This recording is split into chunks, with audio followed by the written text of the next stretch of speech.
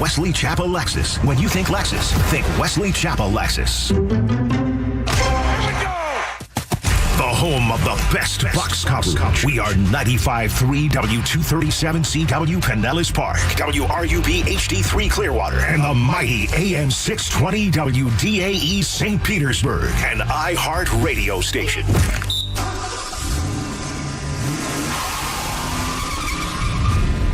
It's Friday. From Town and Country to Palm Harbor and all around Tampa Bay, plus worldwide on iHeartRadio.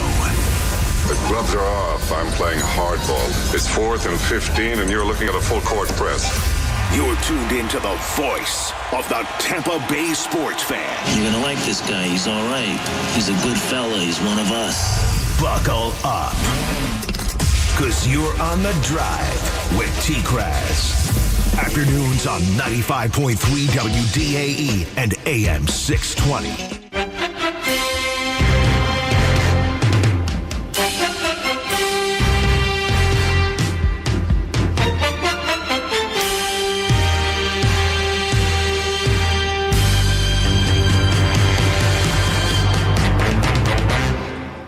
Well, happy Football Friday to you, Buccaneer fans, and Happy New Year 2025. I am a longtime voice of your Tampa Bay Buccaneers. In my 36th year of calling games on the radio, I am Mean Gene the Talking Machine. I am Gene Declaroff, and you certainly are not.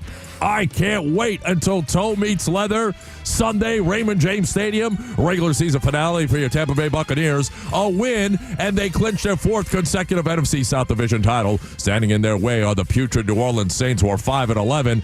Terrible team, lots of injuries, a slapdick at quarterback in Spencer Rattler. And if you remember earlier this year, the Buccaneers hung 51 points up on Spencer Rattler and the Saints. And guess what's going to happen on Sunday? The Buccaneers, with their hotshot offensive coordinator Liam Cohen, they're going to put 60 points up on the board. Baker Mayfield gets snubbed by the Pro Bowl. Doesn't matter. It's the Super Bowl we're after. Back to pass goes Mayfield. Throws it down the field. Caught ball. Mike Evans. He's got 1,000 yards. 3-2-1. Touchdown Tampa Bay. Fire the cannons. Mike Evans with a whole heap of 1-2.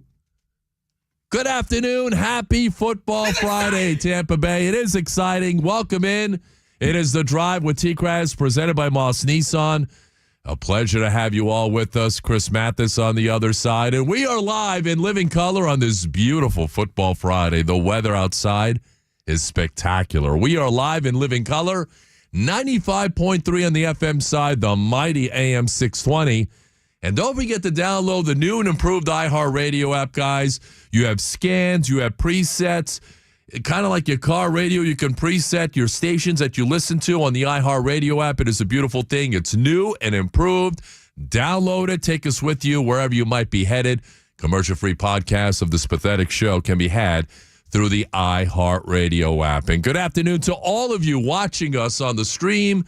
We're on YouTube, Facebook, and X at 953 WDAE and AM 620. Like and subscribe all day, every day. The phone numbers, you know them, you love them. Now use them, damn it. 888-546-4620. That's the number if you want to interact on the show. You can also do so via the text platform, as many of you cowards have done, at 82945. A little bit on this Football Friday. Just begin your text with DAE, followed by your comments in 140 characters or less. We got the mailbag coming up a little bit later on. And all guests will appear via the Central Florida Behavioral Health Network DAE hotline. And what a show we've got for you. It's a 4-hour extravaganza all the way up until 7 o'clock. We've got Cynthia Freeland of the NFL Network with us for one final time during this football season. You know, a lot of these fantasy leagues have been accounted for, but for some of you who still might be playing in a fantasy league in Week 18 of the NFL, we're going to help you out. The lovely and talented Cynthia Freeland of the NFL Network will be with me at 4:05. And then at 4:30, 30 years covering the Buccaneers, my good friend Scott Reynolds of PewterReport.com. He's going to be with me. He wrote an incredible Fab 5 article that all of you have to go back and read at PewterReport.com. We'll talk all things Bucs and Saints with Scott Reynolds. He'll be with me at 4:30. Later on this hour, we've got Beat the Pro. We have the next victim ready to go. Although I'm the one that's been victimized, really, for the most part, presented by the Buccaneer Resort in beautiful St. Croix. Thank you, Coach. Appreciate it very much. But we'll have NFL picks. Yours truly. Are you professional or not? Not professional this year whatsoever. And we'll have our latest contestant joining us coming up at 3:45-ish for NFL picks. We'll pick 5 games against the spread this weekend, including the Bucs and Saints game. And if our contestant ties or beats yours truly, they go into the hopper. I get a big hopper, Jerry, for the grand prize. 5 nights in an oceanfront suite at the beautiful Buccaneer Resort down in St. Croix. Just an incredible grand prize. You know, myself and Chris Mathis, we can't even go there. It's going to be a listener, one of you listeners. If you beat or tie yours truly, which really hasn't been all that difficult, I want to let everybody in. I'm thinking about maybe just trying to, well, I guess this might be the final time. I don't know if we're going to do it for the playoffs. No, I think we are. We are. Okay, great. I was told all the way up until the Super Bowl. That sounds right. Okay, maybe what I should do is, Tom, if you see me ever just call out on a Friday during football season, I might call in with a fake name and try to compete with you and then have... No, I'd never do that. I want the listeners to win, too. But well, I'm jealous of you guys. I mean, come on. Whoever wins, totally jealous. Wish I could go on that trip with you. Airfare, food, a free round of golf, 5-night stay at an oceanfront suite. Gosh. I mean, come on. Sounds like a honeymoon. It is a honeymoon, all right? And, you know, maybe at some point, Chris Mathis, you're going to have to plan that, too. That's what happens when you get engaged. Now you got to start thinking about all these things. You're not going to have 2 pennies to rub together. You're going to put your hand in your pocket. All you're going to feel is your leg. This is, you know, I think you and I, we sat down, we had this discussion. We did. And look, I'm very happy for you. I said I was ready, and then like 3 days later, I was truly ready. Yeah. Boom. Yeah, boom. You know, you kind of went against the grain a little bit, which was interesting. Oof is right, Coach. But I'm happy for you nonetheless. I'm happy for you and Lily. Thank you, sir. Much appreciated. And we much appreciate all of you for listening. So we've got a huge show. We got Beat the Pro at 3:45. Cynthia Freeland at 4. Scott Reynolds at 4:30. Mailbag, you freaking people. I mean, you know, some of you wasted no time getting on the text platform, I told you about some of the social media comments that I saw.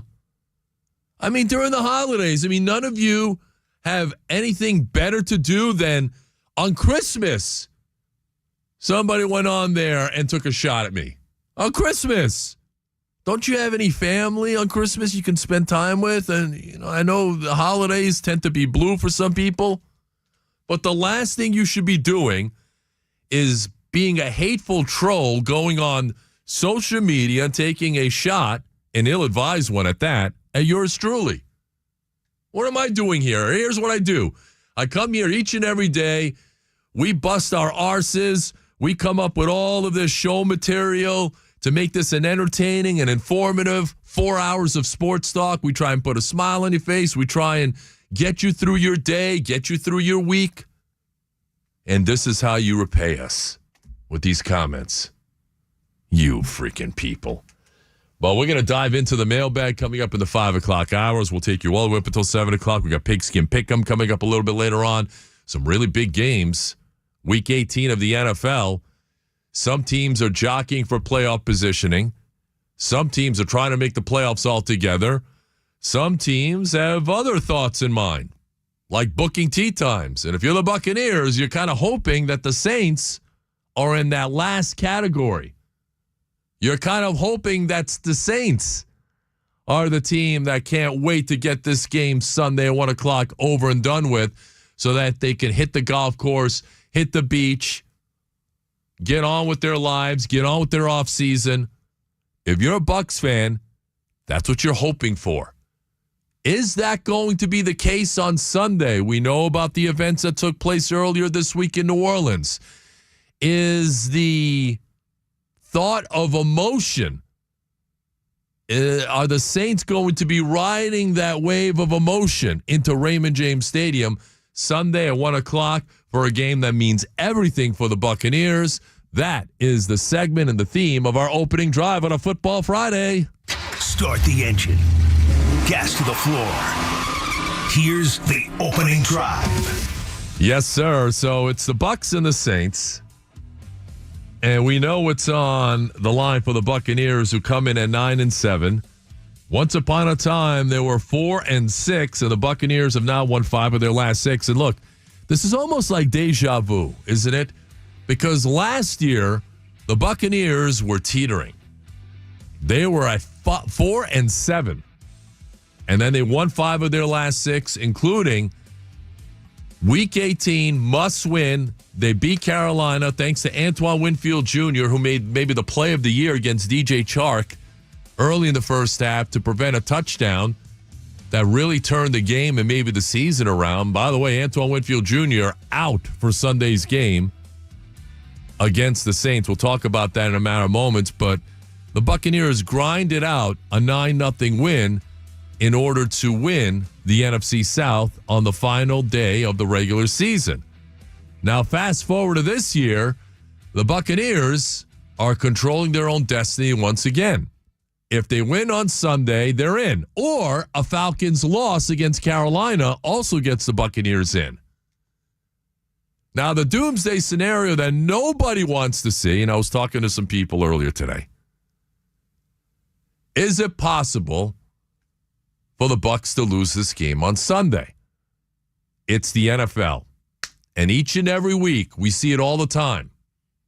We see stunning upsets. We see unlikely results and outcomes of games that you never would have thought would be competitive. Then all of a sudden, boom, upsets happen. I mean, it happened to the Bucs week 3. If you remember, Buccaneers riding high. Remember, they were coming off that win at Detroit, an emotional win.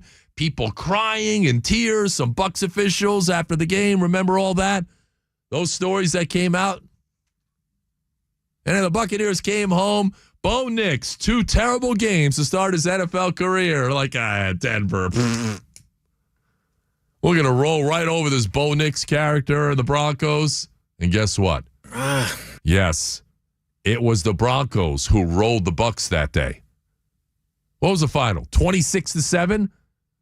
Something ridiculous along those lines? And now here we are, Week 18. The Bucs are 14-point favorites Sunday. And somebody in our building was asking me, I was walking by somebody's office just a few minutes ago, like, hey, Bucs have this, right? I'm like, yeah. And the other person says, 100% chance, right? Bucs win this game? I'm like, nothing's 100% in life. Nothing. But I would say it's 90%. How's that? You always have to leave a little bit of room. You're trying to stir. I'm not doing that, Baker.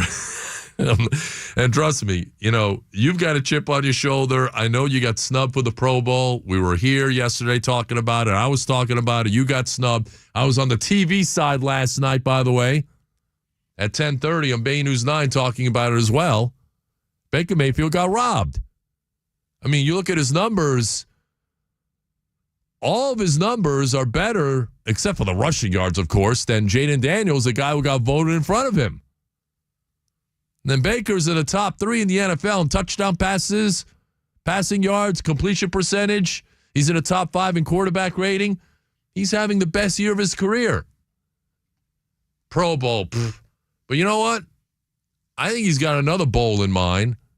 I think it's the Super Bowl. I think that is his ultimate objective and goal. And I think the Buccaneers are feeling the same way. But there are so many things that you have to consider, variables. We all know about the tragedy that took place on New Year's Eve into New Year's up in New Orleans. And now the Saints, as I mentioned to you guys yesterday, they're going to use that as sort of a rallying cry, try and win one for the community of New Orleans that has struggled with so much. It's been a resilient, really, community.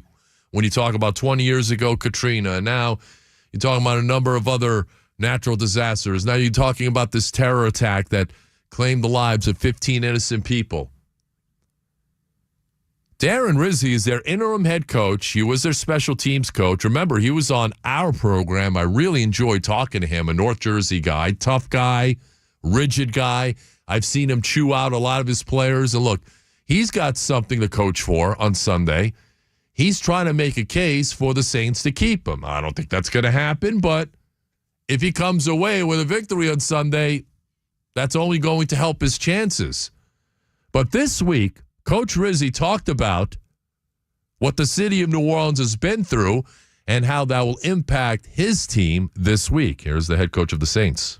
It's the resiliency of the people, it's the attitude of the people, and it's the community involvement here that I think makes the people in this area what they are. And, obviously Katrina, obviously there's just been so many things that have happened here, natural disasters, tornadoes, floods, hurricanes that this area's had to deal with, and always come back and always find a way to make it through. And he mentioned also in his press conference that, look, he wants his team to be challenged this week. Here's the quote.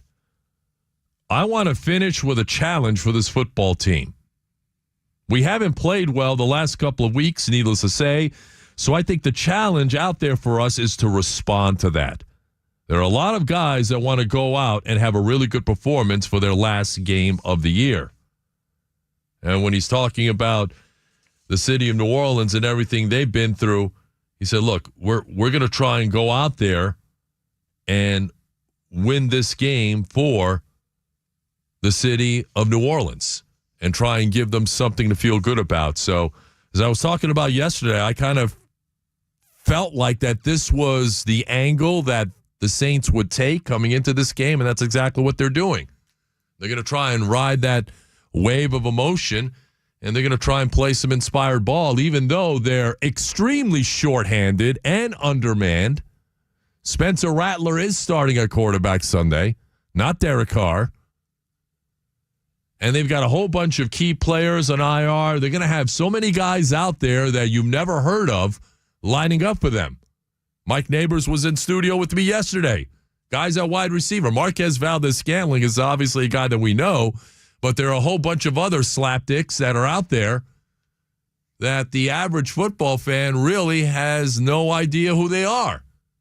Even their close family and friends probably don't know either. Jack Meyerhofer. Pretty much.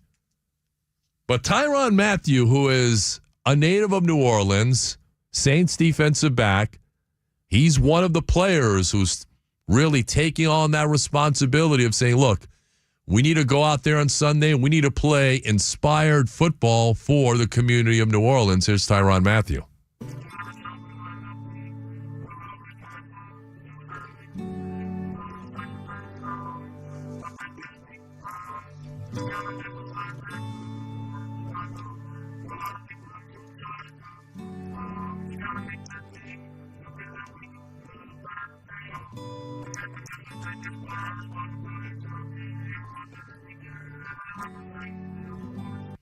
And look, that's something that the Buccaneers are going to have to deal with.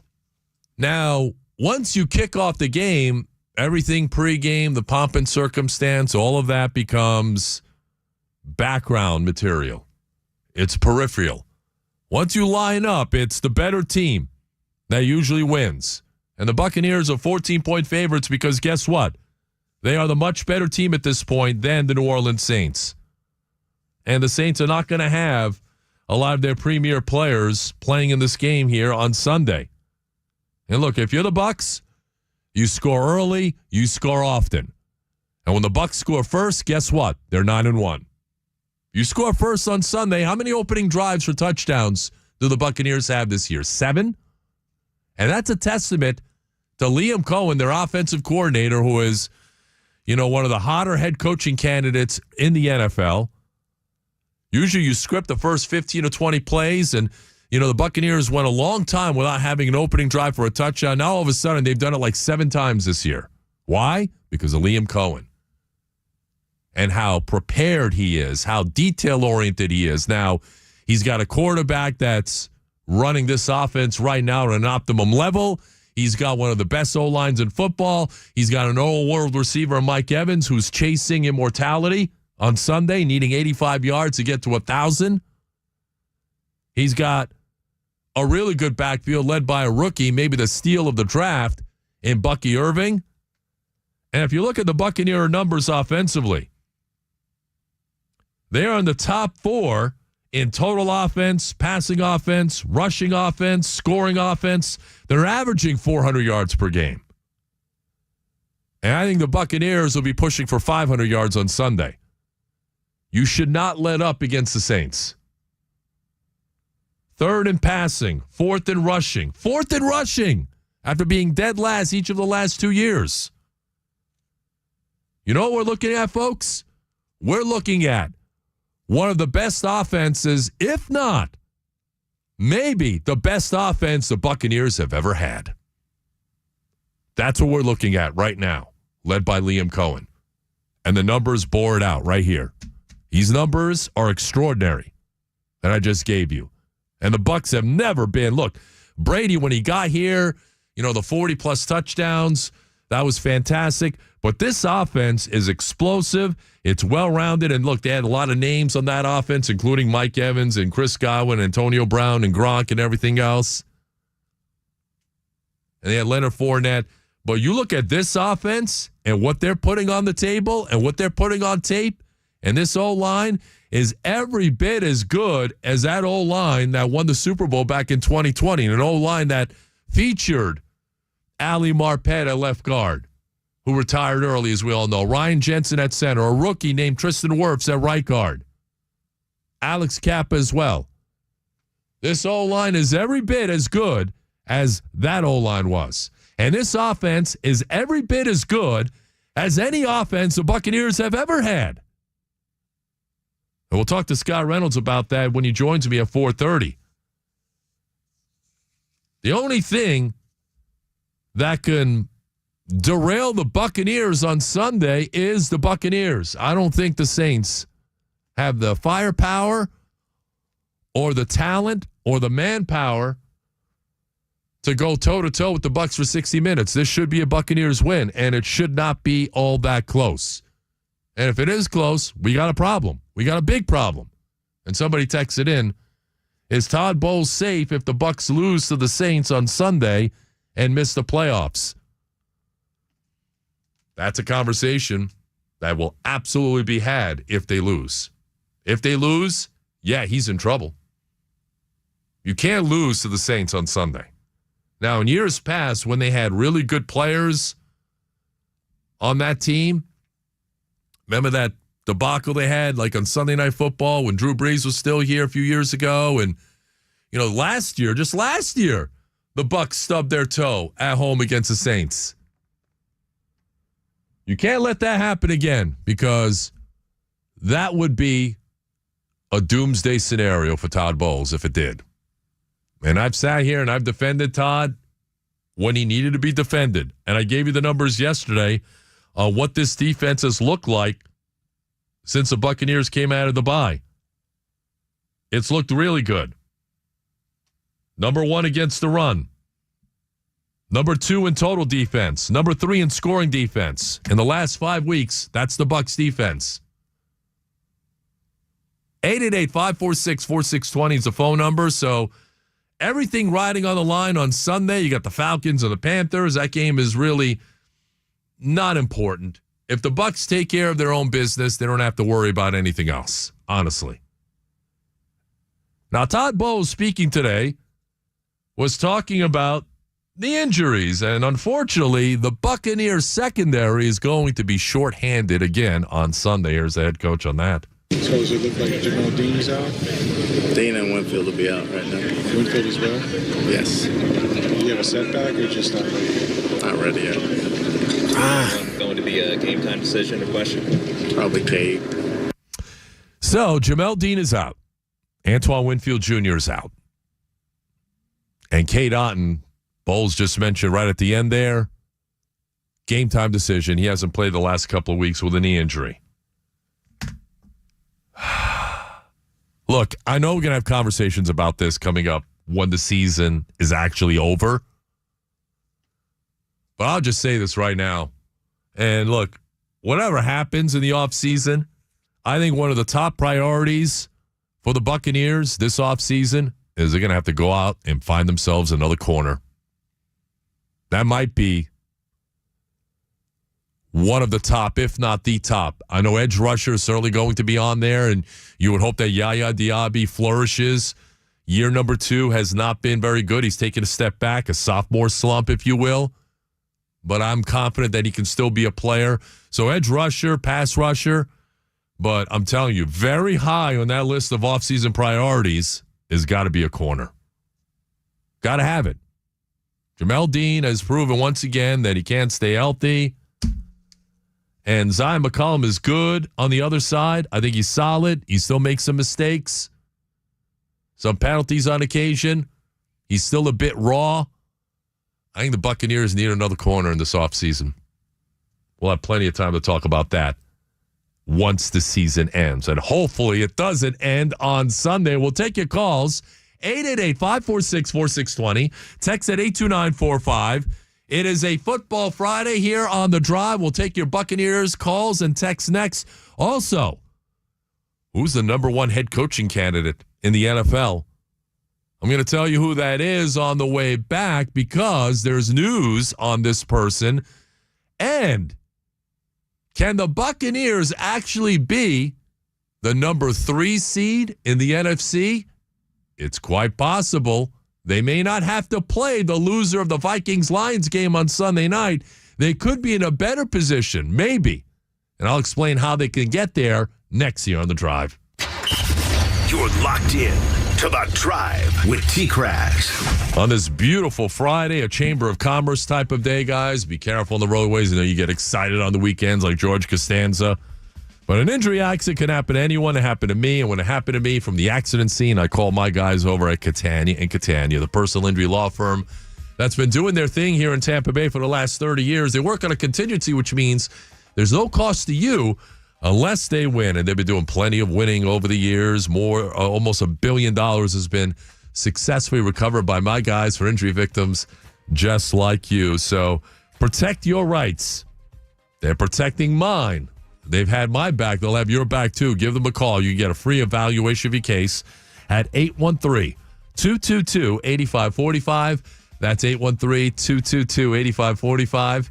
Or hit them up online at CataniaandCatania.com, where they put families first.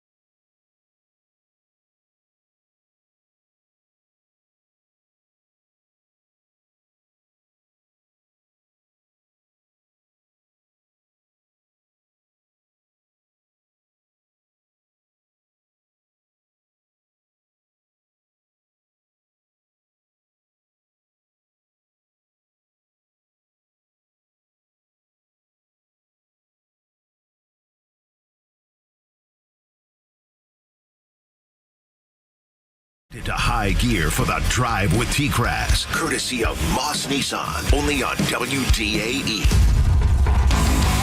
It's always a hard game, and I think especially, games with the Saints are always hard as a mug. So I think after earlier in the season too, coming in here, gonna want to spoil things. It's gonna be a physical game. It's gonna be really physical. Tristan Wirfs and the Buccaneers are 2-touchdown favorites Sunday against the Saints. And you heard Wirfs mention there, they're difficult games against the Saints, always rivalry games. But this is a Saints team that lost at home to the Raiders last week. Amir Abdullah had over 100 yards rushing against the Saints defense. Oof is right. He hasn't been relevant since his days at Nebraska. Oh, my gosh. Just bad. The Saints team's bad. Mike Neighbors was in here yesterday. He's like, you're not going to recognize some players that'll be lining up for the Saints this week. As we welcome you back, it is a Football Friday here on the Drive, 3:34 on your ride home. Your calls and texts are welcome, 888-546-4620. Text at 82945. The final injury report is out. As we mentioned, Jamel Dean and Antoine Winfield Jr. are both out for the Bucs. Josh Hayes will start at corner for Dean on Sunday. I don't know who the hell is going to start at safety. Because remember, Chris Isian's on IR. You're going to see a lot of Kayvon Merriweather. Oh, boy. Cade Otton is doubtful. Now, you heard Todd Bowles mention game time decision. Listen, you're doubtful. You're probably most likely not playing. William Ghostin, questionable. Sterling Shepard, questionable. Everybody else is fine. For the Saints, Derek Carr's out again. Spencer Rattler is starting. Kendre Miller is out. And the criminal, Alvin Kamara, is doubtful. So that means former Chiefs first-round pick, Clyde Edwards-Helaire, you probably missed that. The Saints picked him up. He's going to be probably starting and playing a lot on Sunday. Clyde Edwards-Helaire. And he had an incredible, I think, fantasy run there his rookie year, like 3 or 4 years ago, but that was it. That was it. He fell off the map after that. Chris Olave has practiced all week. They activated him off IR. They designated him to return from IR. They haven't activated him yet. Considering this is the last game of the year, I don't know why the Saints would put Chris Olave out there, who's had a number of head injuries and concussions since he's been in the league. And speaking of concussions, Pete Werner upgraded to full practice today, listed as questionable, so it looks like he's going to play on Sunday. So the Saints are not going to have a lot of their big-time players. Then you got guys really at the end of their rope. Cam Jordan is right at the very end. Demario Davis, another aging player at the very end. Tyrann Mathieu, you heard from him before, he's right at his end. This is not a very good Saints team. They don't have a whole lot of promise for the future. This is going to be one of the least attractive head coaching jobs available in the league. The Bears, I think, right now is the most attractive. Now, we have 3 openings. There will be more. Right now, it's the Bears, the Saints, and the Jets who have openings. There will be others. I think probably about 7 or 8 teams will be looking for a head coach. And any team that looks for a head coach would really be ridiculous beyond measure if they don't interview Mike Vrabel. I think Mike Vrabel right now is the number 1 head coaching candidate. Why? Because he's proven. He's not an offensive guy. He's not Ben Johnson or Liam Cohen or Joe Brady or anybody else you might want to throw into the mix. Bill Belichick is at North Carolina. Pete Carroll, is in his 70s. There's some talk that maybe he is interested in the Bears job or getting back into coaching. But right now, it kind of depends on what you need. But if you're looking for a proven coach, a guy who's a culture setter, I think Mike Vrabel should be at the top of everyone's wish list. And by the way, today, he interviewed for the Jets head coaching opening. The Jets would be absolute fools if they didn't hire that guy or gave him a blank check and say, okay, we're also looking for a GM. Who do you want to work with? That should have been part of the interview process today. Now, he's not going to take that job right away. He's going to wait it out because there are other openings out there. But right now, Mike Vrabel's number one. He should be number one on everyone's list. I know it's an offensive league, but if you want a proven winner, and look, he took like Ryan Tannehill coach teams up in Tennessee to the playoffs, including the AFC Championship one year. That's a good coach. That's a proven coach. And that's a guy who should be number one in everyone's wish list. Even if you're not looking for a defensive guy, quote unquote. We know it's an offensive league. A lot of these teams are going to be looking for offensive-minded coaches. And look, for the Bears, it makes a lot of sense. You have the number one overall pick in Caleb Williams, who had a rocky rookie season. A lot of talent around him. A guy like Ben Johnson makes a lot of sense for the Bears. But I tell you, Mike Vrabel makes a lot of sense for a lot of teams out there, even the Bears. Unless he decides to bring like Josh McDaniels with him or one of his cronies from New England. Maybe for the Bears, it doesn't make sense for Mike Vrabel, although Mike Vrabel really makes sense for anybody who's looking to cultivate a winning atmosphere and a culture that is not there. And for the Bears, it's not there. For the Jets, it hasn't been there really for 50 years. For the Saints, boy, I don't think Mike Vrabel is going to take that job. I think the Saints job is going to be the worst job. Do you think it's worse than the job Dave Canales took heading into this year with Carolina? At least that team had a number one overall pick at quarterback. They've got somebody to lean on at the quarterback position. That's why Dave Canales got that job because, A, Dan Morgan, his good buddy, got the GM job. And you're always going to hire people that you know, whether it's football, broadcasting, healthcare, what have you. You're going to hire people more likely than not that you know, as opposed to people that you really don't know, that you had a prior working relationship with. So that remains to be seen. Now, here's the other thing you need to keep in mind with the Buccaneers for Sunday. If the Bucs win, they'll host a playoff game. They could be the number 4 seed, or they could be, and they have a shot to be, the number 3 seed in the NFC. That's because the Rams, who have already clinched the NFC West, the Rams can still play for seeding on Sunday. But Sean McVay has decided to rest a lot of his players, including his quarterback. Matthew Stafford is not playing Sunday against the Seahawks. Jimmy Garoppolo is starting instead. And I find this very interesting because the Rams obviously don't feel like number 3 or number 4 is a big deal for them. They would rather rest their best players instead of going for it.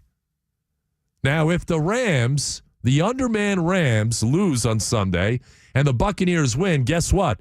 The Buccaneers are the number 3 seed as opposed to being the number 4 seed. Why is that significant? Well, the loser of Sunday night's game between the Vikings and the Lions will be the number 5 seed. And if you're the number 3 seed, 3 plays 6. And right now, the number 6 seed is the Washington Commanders, who are 11-5. Now, the Bucs already beat them. The circumstances were much different because they beat a Washington Commanders team that came in on opening day in Jaden Daniels' first NFL start. And we knew that was the time you want to play Jaden Daniels in his first start on the road. He's a completely different player now. He's a really good player. As you saw last week, he won that game against the Falcons when Raheem Morris forgot how to use his timeouts. And that Commanders team is well coached. They're pretty good. But I think I would take my chances there as opposed to a team like the Lions or the Vikings. I want no part of the Vikings. I think that would be the one matchup I do not want to see. Could the Buccaneers beat anybody? Absolutely. They could beat anybody. But in terms of preference, I don't want Minnesota. Brian Flores' defense, he's got 3 Pro Bowlers on that side of the ball. Their offense has been prolific. Sam Darnold's had a great year. I would take my chances with the Lions, who have 18 players on injured reserve and really a shell of a defense out there. And there's a chance you could be the number 3 seed facing a team like the Commandos, maybe the Packers, but the Commandos right now have a leg up on Green Bay based on the best winning percentage in conference games. That's why they've got the number 6 seed. So it could be very interesting on Sunday. Bucks win, they could be the number 3 or the number 4 seed going into next week's playoff game, which is going to be here regardless. 888-546-4620. Text at 82945. Cynthia Freeland at 405. Scott Reynolds at 430. Mailbag in the 5 o'clock hour. When we come back, it is time to beat the pro on this hideous program. Constructing a W is also on the way, but beat the pro NFL picks between yours truly and a contestant. And we'll also pick the Buccaneers Saints game. That's coming up next year on The Drive. You're locked in to The Drive with TKras.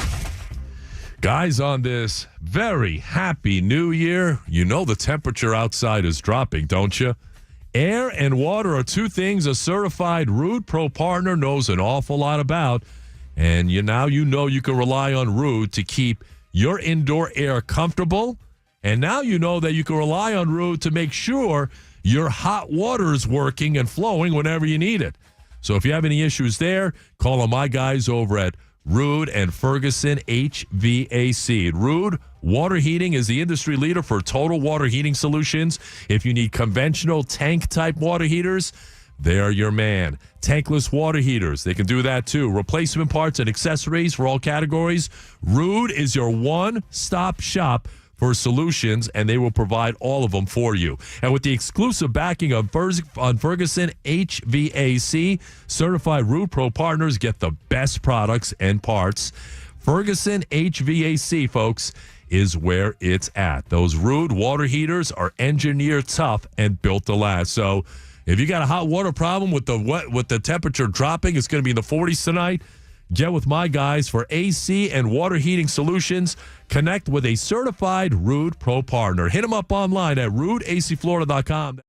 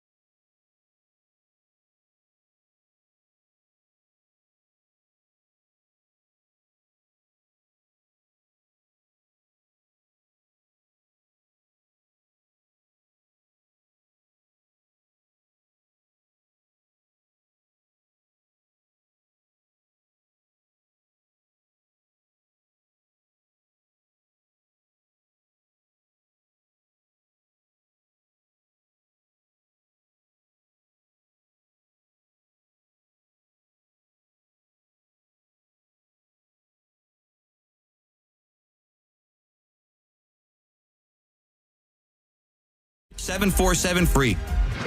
Constructing a W. And here he is, our guy, Chris Mathis. All right, Tampa Bay, big game for your Buccaneers. With a win, they are in the playoffs as they'll take on the New Orleans Saints, a team that is terrible, no doubt about it. But, Tom, take it away with the Tampa Bay Buccaneers as I try to figure out a way for the Saints to win this football game. I don't know, like divine intervention is probably the only way for them. Now, the Buccaneers beat up on the Saints earlier this year. They put 51 points up on the board. By the way, that was also one of the games where the second half, remember the Saints scored 27 points in the second quarter of that game. Second half, you know how many they scored? 0. Second half of games, Todd Bowles has figured some teams out. He shut out Carolina in the second half. Cowboys scored only 3 points in the second half. Second half, Saints scored 0. And the Buccaneers put up almost 600 yards of offense in that game. They're going to get Bucky Irving involved. Bucky Irving was fantastic. Sean Tucker was great that day, too. He won NFC Offensive Player of the Week honors in that victory in New Orleans. You're not going to see a whole lot of Sean Tucker on Sunday, but you're going to see a lot of Bucky Irving, 3 consecutive 100-yard rushing games. And they're going to get Mike Evans the yards that he needs to get to 1,000. He needs 85. He gets over 100. I don't see the Saints stopping the Buccaneers offense. I mean, this is so difficult to construct the W for the Saints on Sunday that Bob the Builder, a guy who can fix it all, couldn't even construct a win for the Saints. I think it comes down to Spencer Rattler, number one, taking care of the football. Number two, they got to chew up the clock against this Buccaneer offense. They got to keep the ball out of the hands of Baker Mayfield and Liam Cohen. And additionally, we have to see the TikTok or YouTube version of Spencer Rattler where he's just launching the ball down the field and everyone was raving about what he might be able to do in the NFL. And so far, there's nothing to show for. Nothing to show for it at all. So there you have it. That is your Constructing a W segment here on the program. Ladies and gentlemen, you hear the music? Ladies and gentlemen, it is time for Beat the Pro, presented by the Buccaneer Resort in St. Croix. For more information, hit them up at thebuccaneer.com. So we have a contestant on the line. We will get to her in a matter of moments. And it's 5 games against the spread, yours truly against our contestant. And if our contestant ties or beats yours truly, which really isn't hard to do, they will qualify for the grand prize, a 5-night stay in an oceanfront suite, airfare, food, a free round of golf, can all be had at the Buccaneer Resort in St. Croix at thebuccaneer.com. And with us right now is our weekly contestant, Annabelle in Plant City. Annabelle, happy Football Friday. Welcome into the show. Happy Football Friday. Happy New Year. Thank you. Happy New Year to you. Do you listen to the show a lot? I do. Oh, wow. We need more of that. I'm telling you, we need more female listeners. We need more of that on the show. So we appreciate it. Chris Mathis has got the 5 games. Good luck, Annabelle. It's not going to take much to beat yours truly. What's game number 1? All right, game number 1. The Cincinnati Bengals will take on the Steelers there in Pittsburgh. Cincinnati, a 2-point road favorite. All right, Annabelle, who you got? I'm going to go for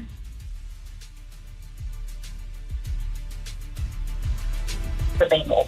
You're going with the Bengals. The Steelers aren't going to make it.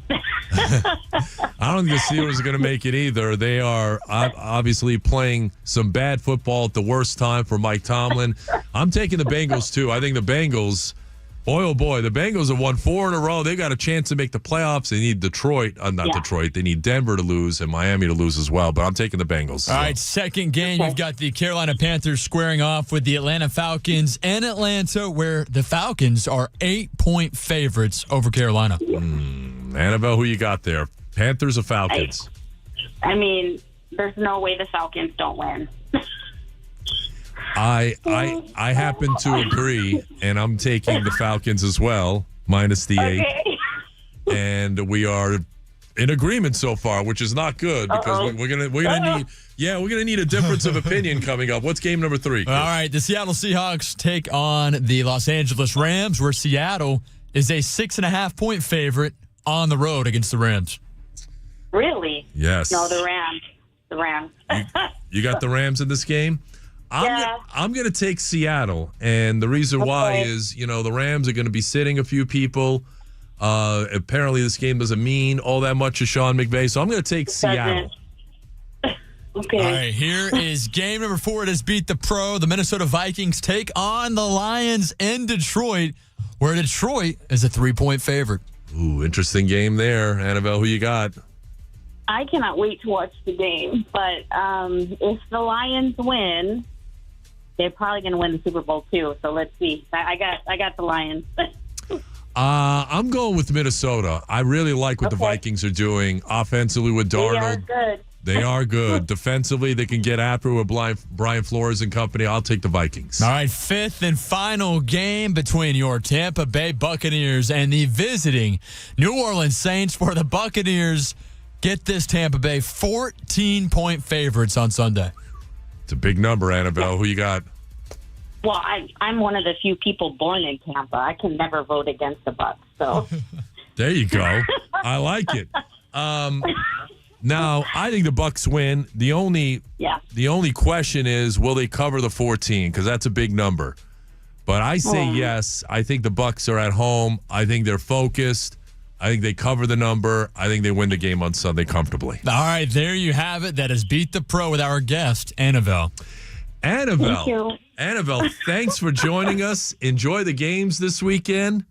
And I'm excited, yes. Yeah, we're excited as well. I hope you can tie or beat yours truly, because then you would be in the running for the grand prize. Now I've got more skin. Now I've got more skin in it.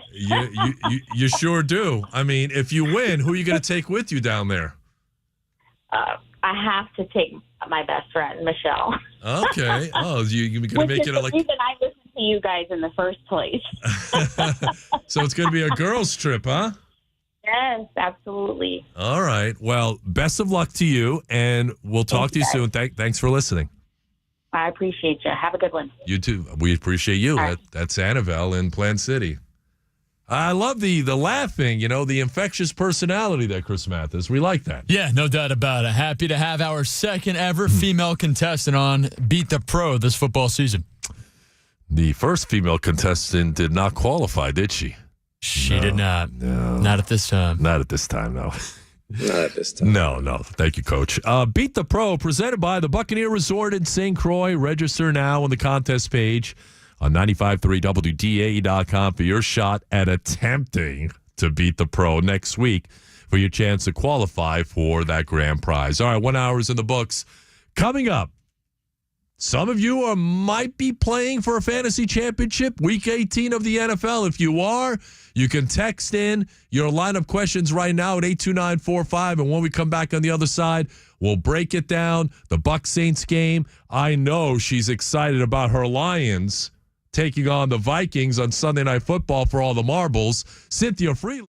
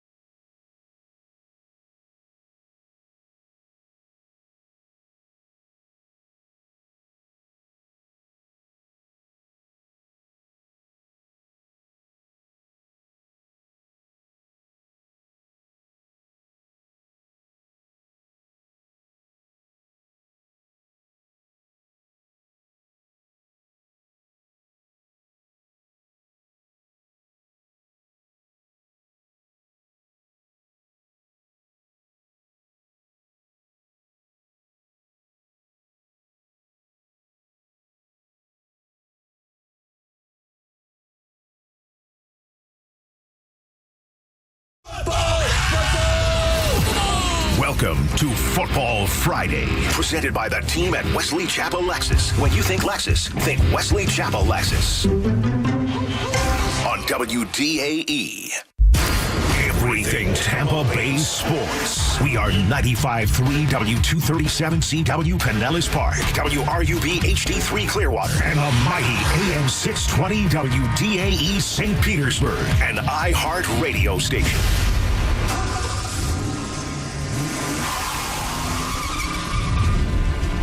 It's Friday, from Hudson to Apollo Beach and all around Tampa Bay, plus worldwide on iHeartRadio. The gloves are off. I'm playing hardball. It's 4th and 15, and you're looking at a full court press. You're tuned into the voice of the Tampa Bay sports fan. You're going to like this guy. He's all right. He's a good fella. He's one of us.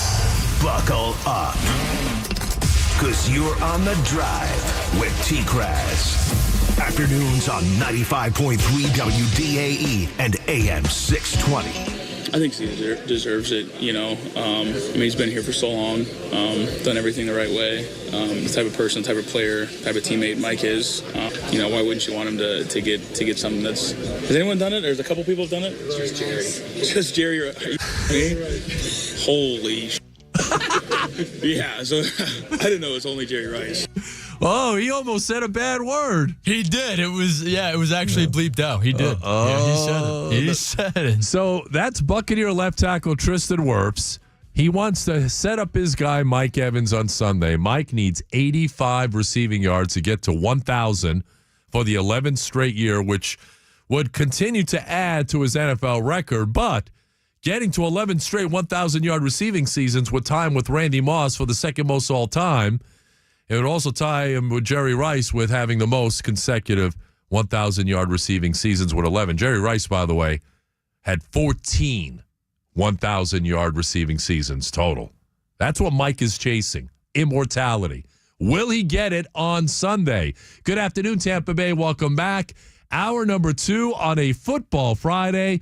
The Drive with yours truly, TKras, Tom Krasnicki. You got Chris Mathis on the other side. Hope all of you had a wonderful and safe new year as we head into 2025. Now, it's week 18 of the NFL, so most of you probably already had your fantasy championships last week, but there are some of you, and I'm seeing some questions coming in on the Bartow 4 DAE text platform at 82945. There are some who are playing for a fantasy championship this year. Now, it makes it difficult, and the reason why you don't have any fantasy championships extending into Week 18 because a lot of teams have already decided their fate. A lot of teams are going to be resting players. Saquon Barkley is not going to play this week at over 2,000 yards rushing. The Rams, even though they can still play for playoff seeding, they have won the NFC West. They're not going to be playing their players. Jimmy Garoppolo starting, so that makes having a fantasy championship matchup in Week 18 all the more challenging. But lucky for you, we have the brains and the beauty back here on the show. Let's get to her on the Central Florida Behavioral Health Network DA hotline. Learn more at cfbhn.org. Cynthia Freeland of the NFL Network is with us here on a Football Friday. Cynthia, Happy New Year. Happy New Year. Yeah. Merry New Year. How's it going out there? It's great. I mean, I can't believe it's always weird at the end of the season because it feels like it comes so fast, but also it's slow at the same time. It's always wild. It really is, and it's astonishing to me how fast this football season has come and gone. Here we are, Week 18. It seems like we were just talking to you about, the draft back in September or something for your fantasy drafts, but a lot of championships were decided last week. Thankfully, I won one of my fantasy titles thanks to T. Higgins, who had 3 touchdowns against Denver, and also Lamar Jackson. But how many I've always been meaning to ask you this. How many leagues are you in? Well, I'm in about 8 leagues, but a couple of them have some weird rules. So I would say 6 that are like normal rules, right? I've had some friends with some like strange things that we added, and I went up against T. Higgins in my championship, so I did not win, but that's okay. There's always next year. There's always next year for sure. Now, the Bucs are taking on the Saints. The Bucs are big favorites. Like if you have Mike Evans this week, you're riding him because he's shooting for 1,000 yards. I think he's got a great shot of getting it against the Saints team, which really has nothing to play for, right? Absolutely. I think that's one of the few things, in terms of these games where one of the teams doesn't have much to play for. Obviously the Bucs have something to play for, but the Saints do not. I think that's one of the few players that I would trust in those circumstances. What about Bucky Irving? I know you've been really impressed with him, the rookie out of Oregon, the 4th-round pick. Looks like one of the steals of the draft, 3 consecutive 100-yard rushing games, and I think he's got a good shot of making it 4 on Sunday. What do you think? I think he could make it 4 and not even play the fourth quarter, so I just don't think the Saints are going to put up much of a fight in this one. How about your Lions? Because I know you're excited about Sunday Night Football, aren't you? Oh, wait, I hear I feel sick about it. You do because of the defense? Is that why? Your defense? Yeah, but also it's like you finally put together, after all these years of suffering, you finally put together a season with 14 wins. And the fact that you could have 14 wins, not get the 15th, and be the 5 seed just feels like yucky. It does. I mean, I think we're going to see a whole lot of scoring. I mean, the over-under is what, in the 50s in this game on Sunday night? So how do you see it playing out?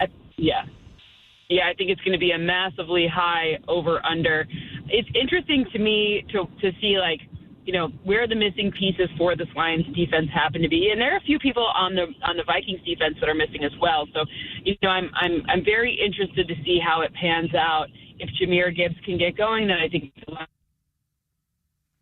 fact that the Lions have been so aggressive on 3rd and 4th down, that's kept them in it, kept their defense off the field a little bit more often. Obviously, last week against the Niners, they scored touchdowns on 3rd and 4th down. So that's just another little wrinkle and element that's going to make it more exciting to watch. But my heart is going to be, a little potential. I need to do some breathing exercises before it, so I have a heart attack. The over-under is 56, according to the Hard Rock Bet app, with the Lions being a 3-point favorite Sunday night in that winner-take-all matchup. The winner gets home field advantage throughout the NFC playoffs. The loser becomes the number 5 seed and a possible first-round matchup with the Buccaneers. Now, it's possible the Buccaneers might be the number 3 seed with the Rams sitting everybody. If the Bucs win and the Rams lose, then the Buccaneers would be the number 3 seed. So there's going to be a lot of jostling happening here on Sundays. We talk about it with Cynthia Freeland. Now, Cynthia, you don't see a whole lot of NFL games with a 20-point spread, but we have one tomorrow between the Ravens and the Browns. Could you believe that? I mean, it just goes to show you that, the NFC North and the AFC North, they are the 2 best divisions in football, and it just goes to show you that they just don't think the Ravens are going to, take their foot off the gas in any way, shape, or form here. And potentially this is another kind of a reinforcement of the Browns trying to secure their draft positioning being very, very high in the 2025 NFL draft. Very, very high indeed. Saquon Barkley, 2,000 yards rushing. Nick Sirianni's not letting him go for the record. There's a small part inside of me that wants to see him go for that record. But, your thoughts on that and your thoughts on what his draft position is going to be next year. Are we looking at the number 1 overall pick for next year? We might be. The interesting part about the Eagles is that they have such a good defense that is a very big reason why a running back becomes a better situation. Although it is very hard to have back-to-back seasons with this kind of production just overall at that position. So we're going to have to see a little bit how the draft goes and kind of free agency and look at their schedule a bit too. But absolutely up for consideration for your 1.01 in your fantasy draft next season. But I'm glad they're sitting him in large part because I just don't think that, even though it would be very poetic and fun for us viewers to watch him get the record against the Giants after, all that off-season drama, I still think that they would be kicking themselves if something happened and it changed their Super Bowl winning odds just because of, a record that is very meaningful, but I think a Super Bowl means more. All right, this might be a loaded question. We like to play fill in the blank on a Tuesday, but it's a Friday, so we're bending the rules here. So I ask you, Cynthia Freeland, the fantasy MVP this year is blank. Is who? Saquon Barkley. That's right. You drafted him. You didn't draft him thinking he'd be like the number one at his position. You didn't draft. You thought we're like, okay, well, Jalen Hurts is going to steal those touchdowns from him in the red area, blah, blah, blah, blah, blah. And Jalen Hurts did steal those touchdowns in the red area. And still, he is he's your number one running back this year. Cynthia Freeland of the NFL Network is with us. All right, so I got a couple of questions on a text platform. This guy needs 2 of 3 running backs. J.K. Dobbins, Derrick Henry, Zach Charbonnet. 2 of those 3, Cynthia. I would probably lean towards Charbonnet. See, my problem is does Derrick Henry finish the game? Right. You know, and also based on the results of Saturday's games, you know, does J.K. Dobbins, do they play him? Like Jim Harbaugh, you know, obviously there's some seeding consequences that could happen on Saturday that relate to what happens with the Ravens. So I might go with, for sure, Charbonnet, and then on the other, because the Rams are sitting like so many people, but also I would imagine that you're probably going to get a little bit more run out of, I mean, I guess I'd go Derrick Henry there, but just keep an eye on what's going on because J.K. Dobbins could be a good pick too should Jim Harbaugh decide to really play his starters. Another question out of the 727. This listener wants to know, is there somebody I can pick up that's available in most leagues to replace Rachaad White? He's got Rachaad White, or should he just leave Rachaad White in the lineup? You know, if Kenneth Gainwell is playing, that's obviously who the Eagles will be using in, you know, without Saquon Barkley playing. That could be a good one. You could also look at Michael Carter in the Arizona game against San Francisco. I like Rachaad White a ton, don't get me wrong, but I'm not sure how all of that usage breaks down. And if you're playing a Michael Carter, you get to go against a San Francisco defense that has been super generous to the running back position. And Michael Carter's trying to, like, prove it to show other teams. This is his audition. So I kind of like that situation. I might play him. 2 great names to know on the waiver wires in case you need a running back this week. So you just mentioned Saquon being the fantasy MVP. Like, the biggest bust has got to be Christian McCaffrey. I mean, so many people took him number 1 overall, Cynthia, and, you know, unfortunately because of the injuries, he did just about nothing. Yeah, I mean, that's a huge loss. I'm one of those people in one of my leagues. I thought I was like getting such a good deal drafting him second, and it just didn't work out. But you know, that's part of fantasy football. You've got to adjust and you've got to adapt, and it's really interesting to see. Like Saquon's on 20% of championship rosters on NFL.com. You know, CMC like is on something like 20% of the people who didn't make the playoffs, or 25, something crazy like that. So it's a little bit of that first pick means a ton. All right, Cynthia, what's coming up this weekend on NFL Game Day on Sunday on the NFL Network? What do we have on the menu?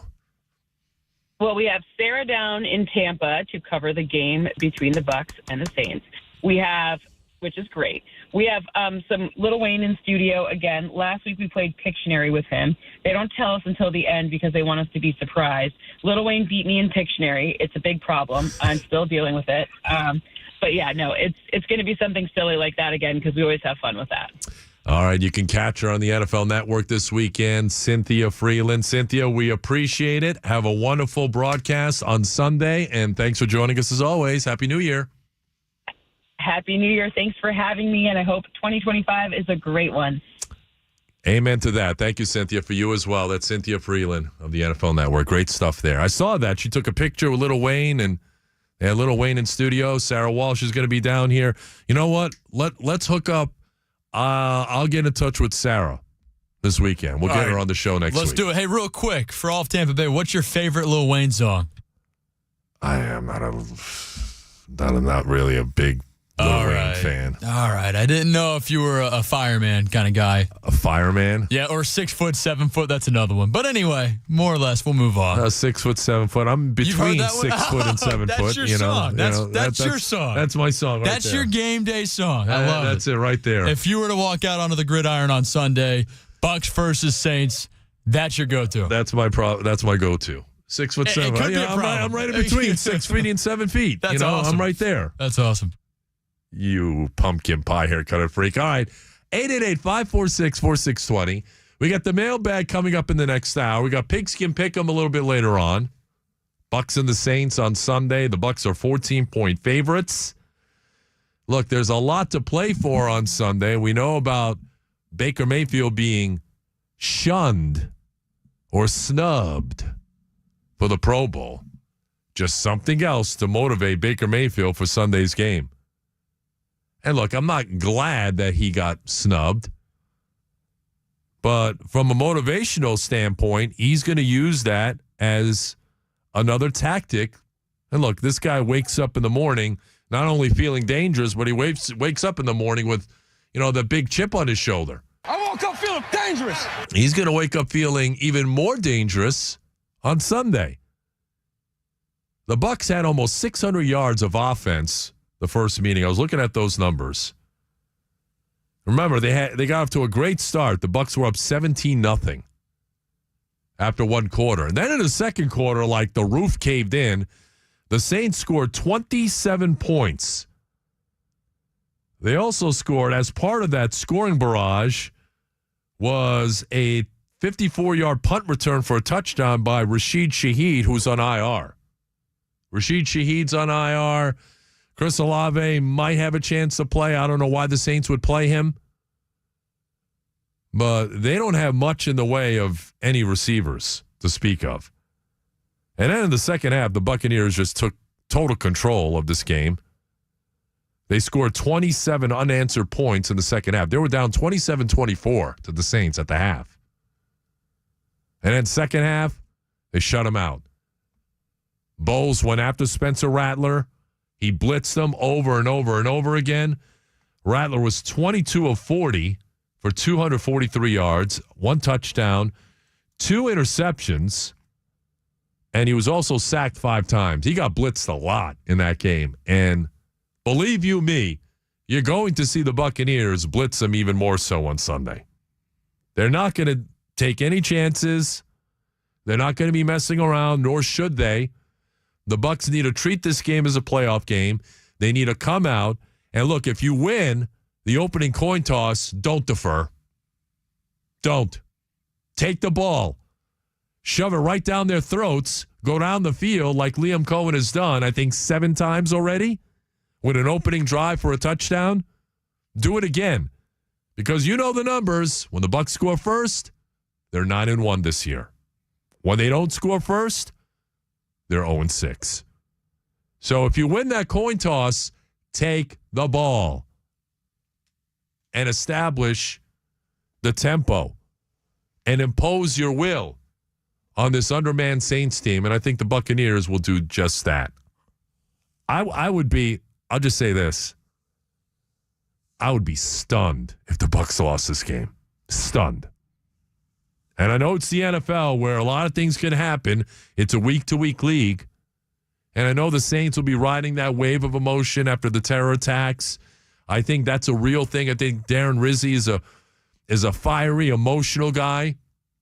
You heard his comments in the first hour of the program about what the city of New Orleans has gone through the last 20 years, from Katrina to other natural disasters, now this terror attack. And I think the Saints are going to try and use that maybe as some motivation to try and win one for the community of New Orleans. And that's admirable in itself. And I respect Darren Rizzi, who was on the show last summer. I really enjoyed talking to him, and we'll try and get him on too once the season ends. But the Buccaneers have no business losing to this team on Sunday. None. When we come back, you're going to hear from a guy who has covered this team for 30 years. He has an incredible Fab 5 article at pewterreport.com. So,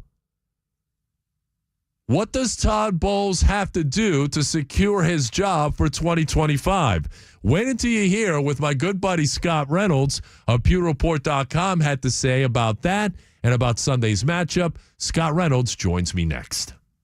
You're tuned in to The Drive with TKras. It is The Drive on your drive home or wherever you might be headed on this beautiful Friday. The weather is incredible out there. Just be careful on the roadways because injury accidents can happen all over the place. Unfortunately, on the Howard Franklin Bridge today, both directions, there were some awful accidents, including a fatality Just be careful out there, guys. And if you or someone you love happens to be the victim of an injury, accident, product liability, medical malpractice, you need to call on my guys over at Catania and Catania, the personal injury law firm.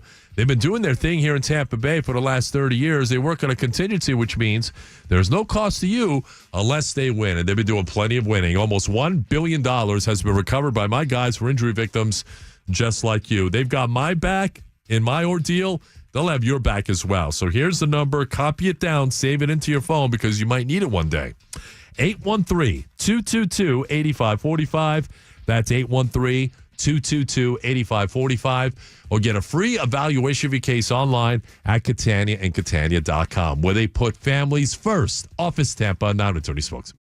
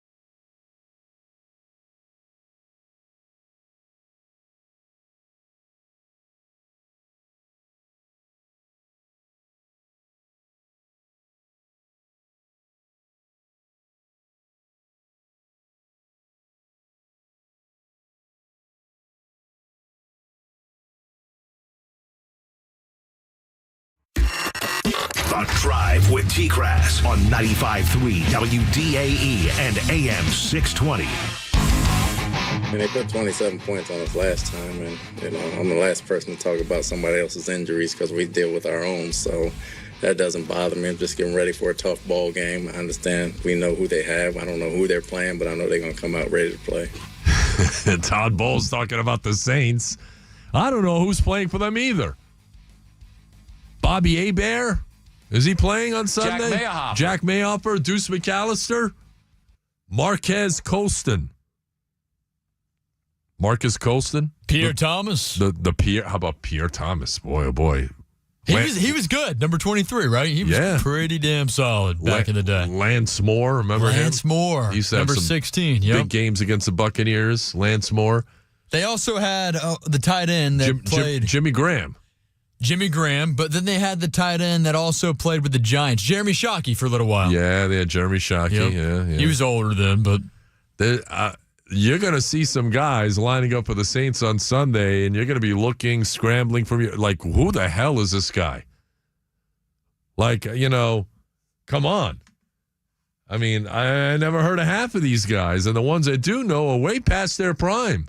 And trust me, most of the guys that will be lining up for the Saints never had a prime. Period. From that Major League movie. Spencer Rattler is starting at quarterback on Sunday. At running back, looks like Clyde Edwards-Helaire is going to be suiting up for them. I mean, like, nobody even knew that he got on the Saints. I mean, how did he get there? Kendre Miller out. Alvin Kamara, the criminal, the felon. He should be behind bars. He's out. He's out because he should be behind bars. Chris Olave, they designated him to return off IR. He's got the head injuries. He's practiced this week. I don't think he's going to play. Why would you play him? Eric McCoy on IR. Ryan Ramczyk, Mike Neighbors told you about him yesterday. Once upon a time, one of the best right tackles in football. He's gone. I think his career is probably shot because of a knee injury. Saints don't have anybody. And on the defensive side, you got a couple of blue hairs on that side. Cam Jordan, antagonist. We know all about him. Demario Davis, Tyrann Mathieu. I mean, these are players that are past their prime. The Buccaneers should have no trouble unless they beat themselves on Sunday, really.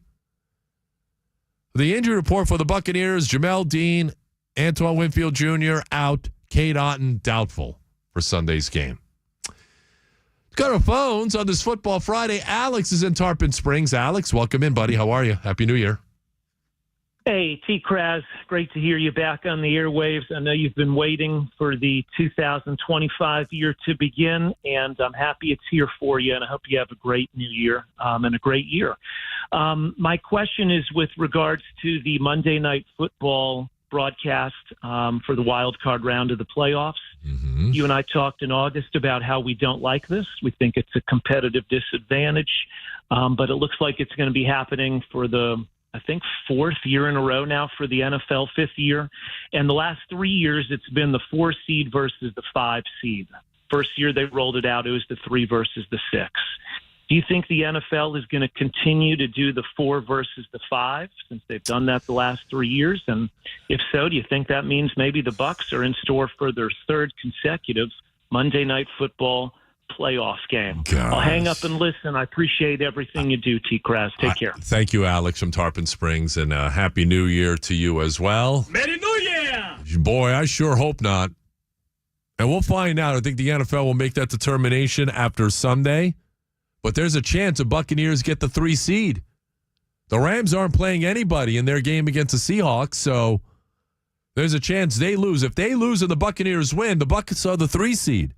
And you might be bracing for a matchup with the Washington Commanders and Jaden Daniels, a rematch of the opener.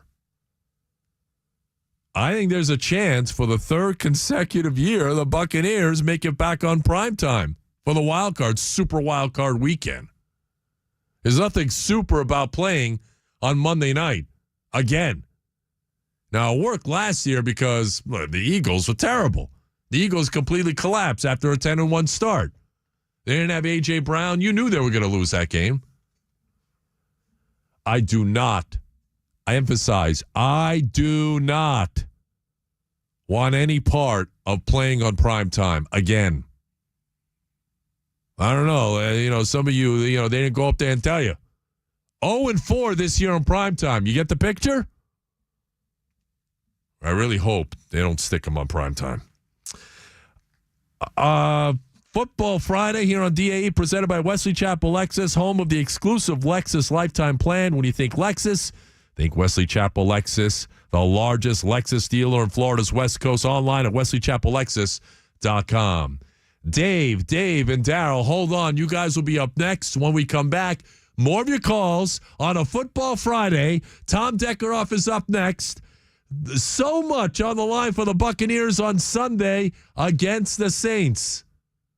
The Saints will have something working in their favor.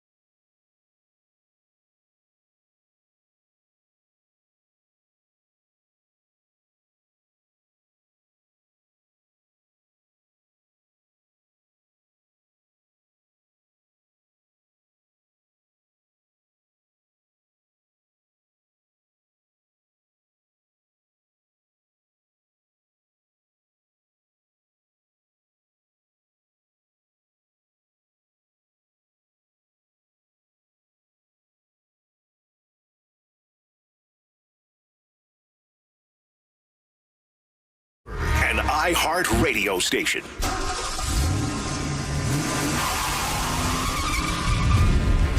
It's Friday. From Tarpon Springs to Ruskin and all around Tampa Bay, plus worldwide on iHeartRadio. The gloves are off. I'm playing hardball. It's 4th and 15, and you're looking at a full court press. You're tuned into the voice of the Tampa Bay sports fan. You're going to like this guy. He's all right. He's a good fella. He's one of us. Buckle up. Because you're on the drive with TKras. Afternoons on 95.3 WDAE and AM 620.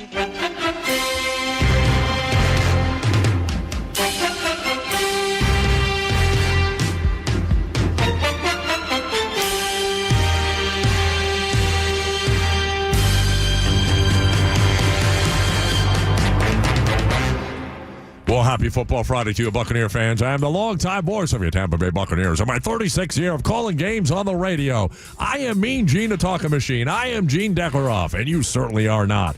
I can't wait until toe meets leather Sunday at Raymond James Stadium at 1 o'clock. Your Tampa Bay Buccaneers at 9-7 on the precipice of a fourth straight NFC South Divisional title. They'll take on their arch nemesis, their rivals, the New Orleans Saints, who check in at 5-11. They're checking in. They're also checking out. They're also booking tee times. This game means nothing to them. This game means everything to your Tampa Bay Buccaneers and to Baker Mayfield, who got snubbed for the Pro Bowl. He's going to shove it up to the noses of everybody else in the league on Sunday when he leads this prolific Buccaneer passing attack in this offense led by Liam Cohen against the sorrowful, pitiful Saints.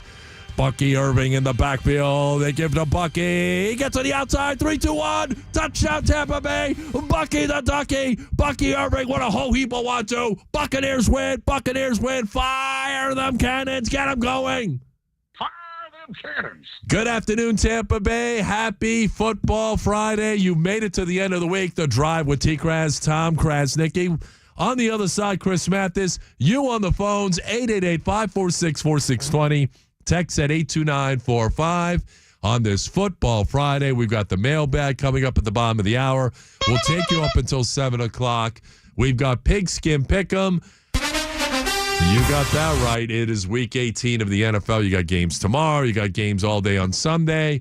We're going to find out after Sunday, should the Buccaneers beat the Saints, which we all think they should. They are a 2-touchdown favorite. Will they be the 3 seed? Will they be the 4 seed? Who will they face in the opening round of the playoffs? So a lot of questions, and we'll know the answers to those questions at the end of the day on Sunday. But the Buccaneers are focused, and they're ready to go. Yeah, there are some injuries. Antoine Winfield Jr. is out again. Stop me if you heard this before. Jamel Dean, oof is right.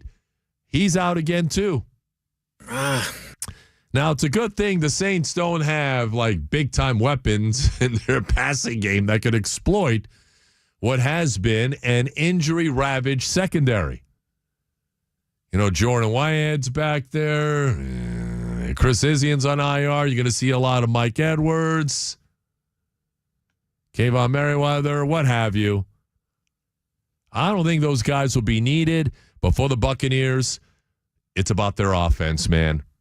And right now, their offense is about as prolific as we've ever seen. Number 3 in total offense. They're averaging 400 yards per game. Number 3 in passing offense. Number 4 in rushing. Number 4 in scoring. And look, I made the opinion earlier that this is one of the best, if not maybe the best offense we've ever seen. Now, the 2021 offense was prolific. And if you go back and look, though, yeah, the Bucs were really good offensively that year with Tom Brady at the helm. You know, he threw for 43 touchdowns, over 5,000 yards. They were second in yards, second in scoring. Right now, the Buccaneers are third in yards, fourth in scoring. But unlike that team in 2021, this rushing offense is fourth. Back in 2021, they were 26th in running the ball. This is a more well-rounded offense. And you heard Scott Reynolds earlier today. In case you missed that, he's coming up at 6:05. The Buccaneers need 37 points on Sunday to be the highest scoring Buccaneer offense in history. I think they'll do it. Just to give you a little tease, or to give away the tease in terms of my game prediction a little bit later on, I think they can absolutely do it against a Saints team that is obviously injury ravaged. They lost at home to the Raiders last week. The only thing they have going for them is they might ride this wave of emotion after what happened, unfortunately, with the terror attacks. Darren Rizzi made some comments during the week like, look, this New Orleans community has been through a lot. We want to go out there and try and win one for the community on Sunday. And some of the players, including Tyrann Mathieu, echoed that sentiment. So maybe that's something that the Saints can derive some motivation from. And also the fact that it's the Buccaneers, a team that they don't like, and the Buccaneers don't like them either. The feeling's mutual. Bucs are a 14-point favorite, according to the Hard Rock Bet app. So the only thing that can stop the Buccaneers is the Buccaneers on Sunday. We got the mailbag coming up in a few minutes. Let's take some phone calls. Daryl's in Tampa on a Football Friday. Good afternoon, sir. Hey, TKras, and I would like to say this concerning what the tragedy that happened in New Orleans in the French Quarter. I understand we had our tragedy with the hurricane, but let me say this. That's not just a New Orleans tragedy, and we stand with the people in New Orleans because they are American citizens. That was an American tragedy, okay? That was a tragedy. We're talking about a football game. To me, it's a rivalry game, and I'm surprised this one hasn't been thrown in, especially with the Buccaneer expert that you had on the phone not too long ago. This is a rivalry game. Throw out the stats, throw out who's going to be in the game, who's not going to be in the game. These two teams do not like each other. Agreed. They don't like each other, all right? But I will say this for the Buccaneers, what you said, yeah, you get that coin toss, you take it and take it down their throats. And lastly, with the duck, whack, whack, whack, whack, whack, whack. You like that too much, Daryl. Get out of here. What's the matter with you? Say this one time. I'm gonna say this one time. I want you to get out of here now. Come on, get out of here! It's twice this week he's done that. Dave is in Brandon. Dave, welcome in. Happy Friday.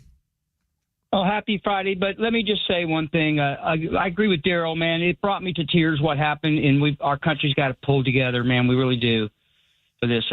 TKras, you keep using the word tonight, best. We are the best at what we're doing right now because of Jason Lion. Like, forget the last 6 years of his draft. Look at this year. We got Barton, Tyke, and Irving. And now here's what I want to ask you, TKras, and you used the word focus.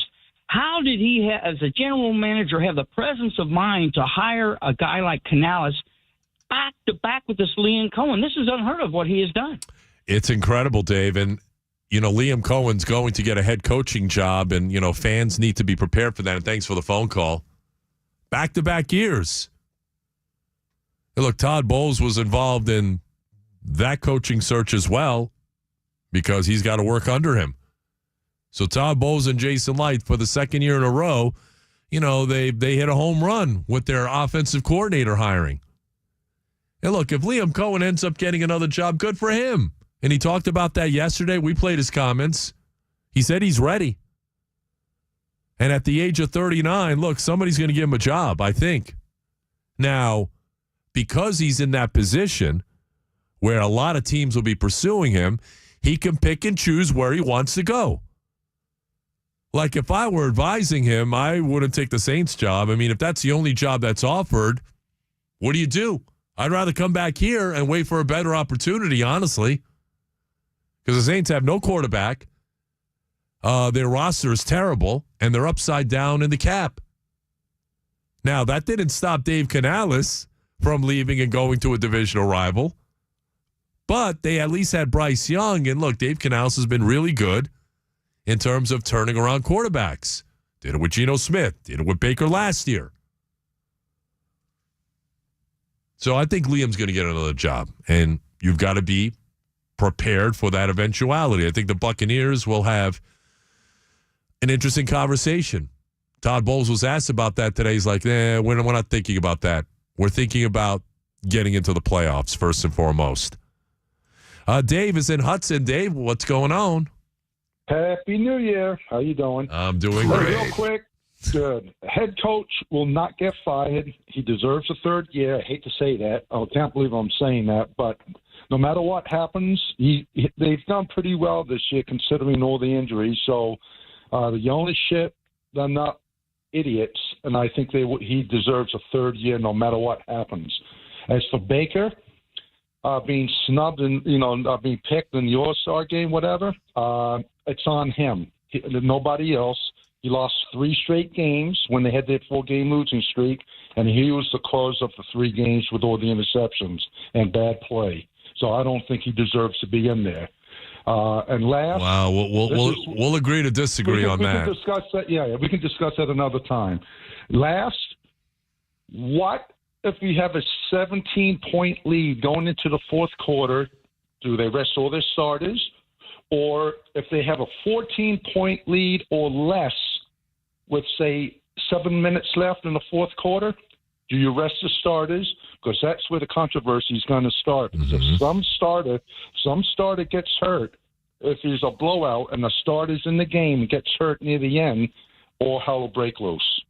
And you know that. So have a great year. Enjoy. Well, thank you, Dave. You have a great year as well. You're trying to stir. What? I'm not saying anything. No, I hit that one off for Dave. That one was for Dave. Yep. Look, Baker Mayfield should have been a Pro Bowler. Now, look, I think Baker will use it as motivation, but, you're talking about a guy who's, he's third in the league in passing yards. He's got as many passing touchdowns as Lamar Jackson, who's going to win the MVP, in my opinion. Completion percentage, top 3. Quarterback rating, top 5. Come on.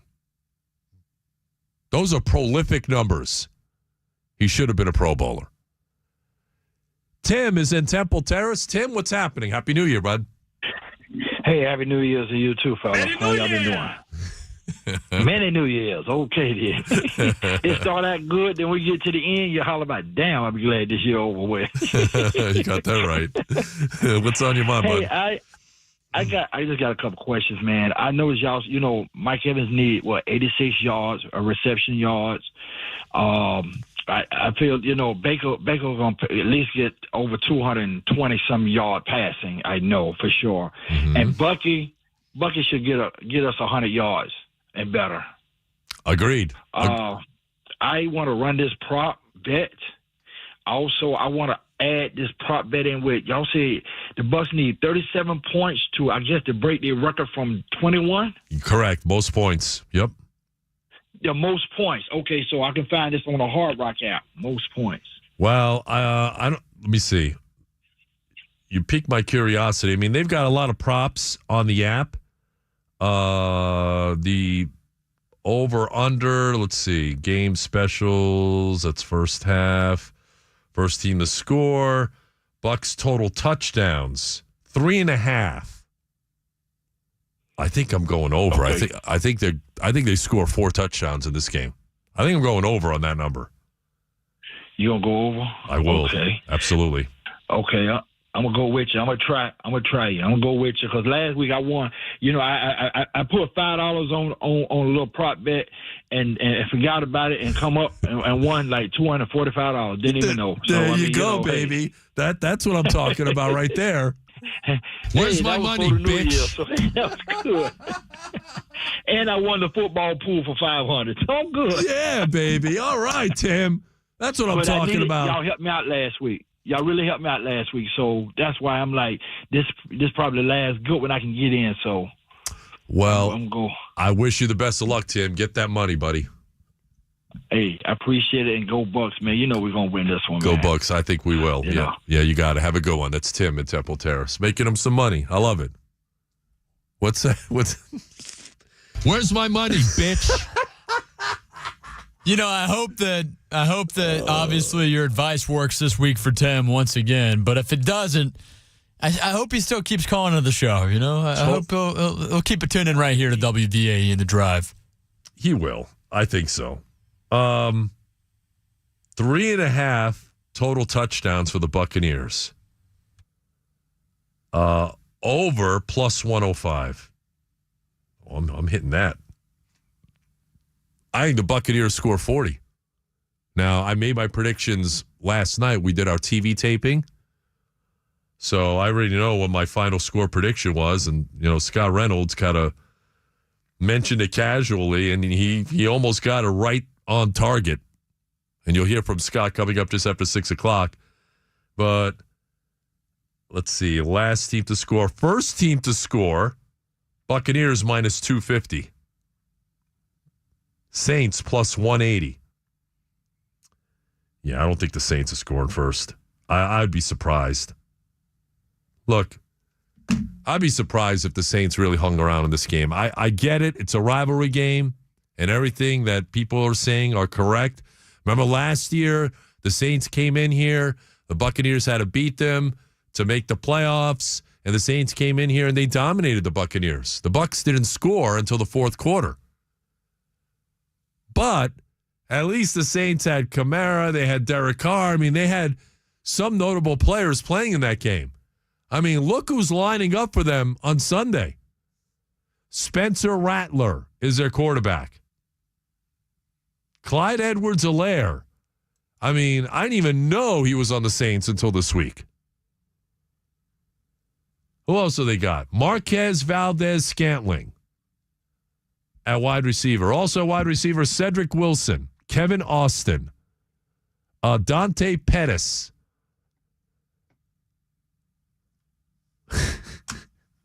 Remember in Major League where like the fans are looking over the roster, Mitchell Friedman, Willie Mays Hayes. Oh my gosh. Rick Vaughn. Who are these freaking guys? I forgot they had lost Jamal Williams too. They have a lot of guys on IR. They're banged up. Rashid Shaheed is on IR. Eric McCoy is on IR. Ryan Ramczyk is on IR. I mean, they've lost quite a few guys. Paulson Adebo's on IR. They traded Marshawn Lattimore to the Commanders. And believe it or not, there's a chance. Mike Evans won't see Marshawn Lattimore this week, but there's a chance Mike Evans could see Marshawn Lattimore in the first round of the playoffs. Say that again. Yes, Jason Light. Because if the Rams were not playing anybody this week, if the Rams lose and the Bucs win, then the Buccaneers get the 3 seed. And if the Commanders stay with the 6 seed, that's your 3-6 matchup. Bucs versus Commanders. Baker versus Jaden Daniels. Jaden Daniels, who made the Pro Bowl ahead of Baker. And you might see Mike Evans against Marshawn Lattimore in round 1 of the playoffs. On Super Wild Card Weekend, or whatever how they call it. Yeah, in that first game against the Bucs, Jaden Daniels didn't even have a passing touchdown in that one, 184 yards. But he had 2 rushing scores, 88 yards on the ground, and Baker Mayfield looked really good, 289 passing yards, 4 tutties against the Commanders. Listen, the Commanders' defense is playing a lot better now than they did earlier in the season. Certainly, Marshawn Lattimore on the back end certainly helps. That's why they got him. And Jaden Daniels, look, playing at a high level. I mean, after Raheem Morris blew that game on Sunday night with the timeouts fiasco, they got into overtime. Jaden Daniels took this game over and said, listen, we won the toss. We got the ball. We're not giving it back to the Falcons. I'm winning this thing right here, right now. And he did. I think that'd be a fascinating matchup. I just don't want to see it on primetime. Can we not have that game on primetime, please? For several reasons, right? Late night, man. But more importantly, the way the Bucs play on primetime. Listen, they were 0-4 this year on primetime. 0-4. I don't want to see them. Would you be willing to play a more difficult opponent, but not be on primetime, or play a lesser opponent in primetime? Or should we save that for Wednesday? Maybe we can save that. We can save that for Wednesday. For a Would You Rather Wednesday, Yeah. Chris Mathis, is that what you're doing there? Exactly. Is that the route you're going down? We'll hang on to this one then. No answers, Tom. Well, I'll say this. Washington is a dangerous team. Minnesota's a dangerous team. You got the Vikings and the Lions playing for home field advantage throughout the playoffs. The winner gets the 1 seed and a bye, which the Lions desperately need because of all their injuries. The loser is the 5th seed and has to go on the road on Super Wildcard Weekend against either the Buccaneers or the Rams. I do not want to play Minnesota if I'm the Bucs. I don't think that's a great matchup. Because Brian Flores, that defense, aggressive. They have 3 Pro Bowlers on that side of the ball. Honestly, I would take my chances with the Lions. That was one of our topics last night on the TV side. Yeah, and then just think about Justin Jefferson and the field that he might have against this Bucs secondary. Well, that would be a brutal mismatch. And not just him. Jordan Addison is one of the best number 2 receivers in the league. And they got T.J. Hawkinson as well. He's got 5. Justin Jefferson, 5 100 or more receiving yard games this year. Yeah. 2 games. We don't need that. With 2 or more receiving touchdowns. We don't need that. We don't need that kind of heat on us. Yeah, rumor has it Jamel Dean, he's scampering in his cleats right now just thinking about it. Look, it's the playoffs. You're going to be playing a good team regardless, whether it's the Vikings, the Lions, or the Commanders. You're going to be playing a good team. 888-546-4620. Text at 82945. You can hear from Scott Reynolds, who's not entirely confident that Todd Bowles keeps his job even if they make the playoffs. You're going to hear why coming up at 6:05. When we come back, you freaking people, I'll tell you, I've had it. It's 2025, a new year, optimism, positive energy, and then you go on social media and you see all these stupid comments. Somebody made a stupid comment on X or Twitter because that guy doesn't know how to read. You know, reading is fundamental, okay? Hooked on Phonics is for me. Read. And you people on the text platform, some of you, I'm just fed up with you. I'm going to give it back to you as well. The Drive, the Mailbag edition, the first one of 2025 is coming your way next. You're locked in to The Drive with TKras.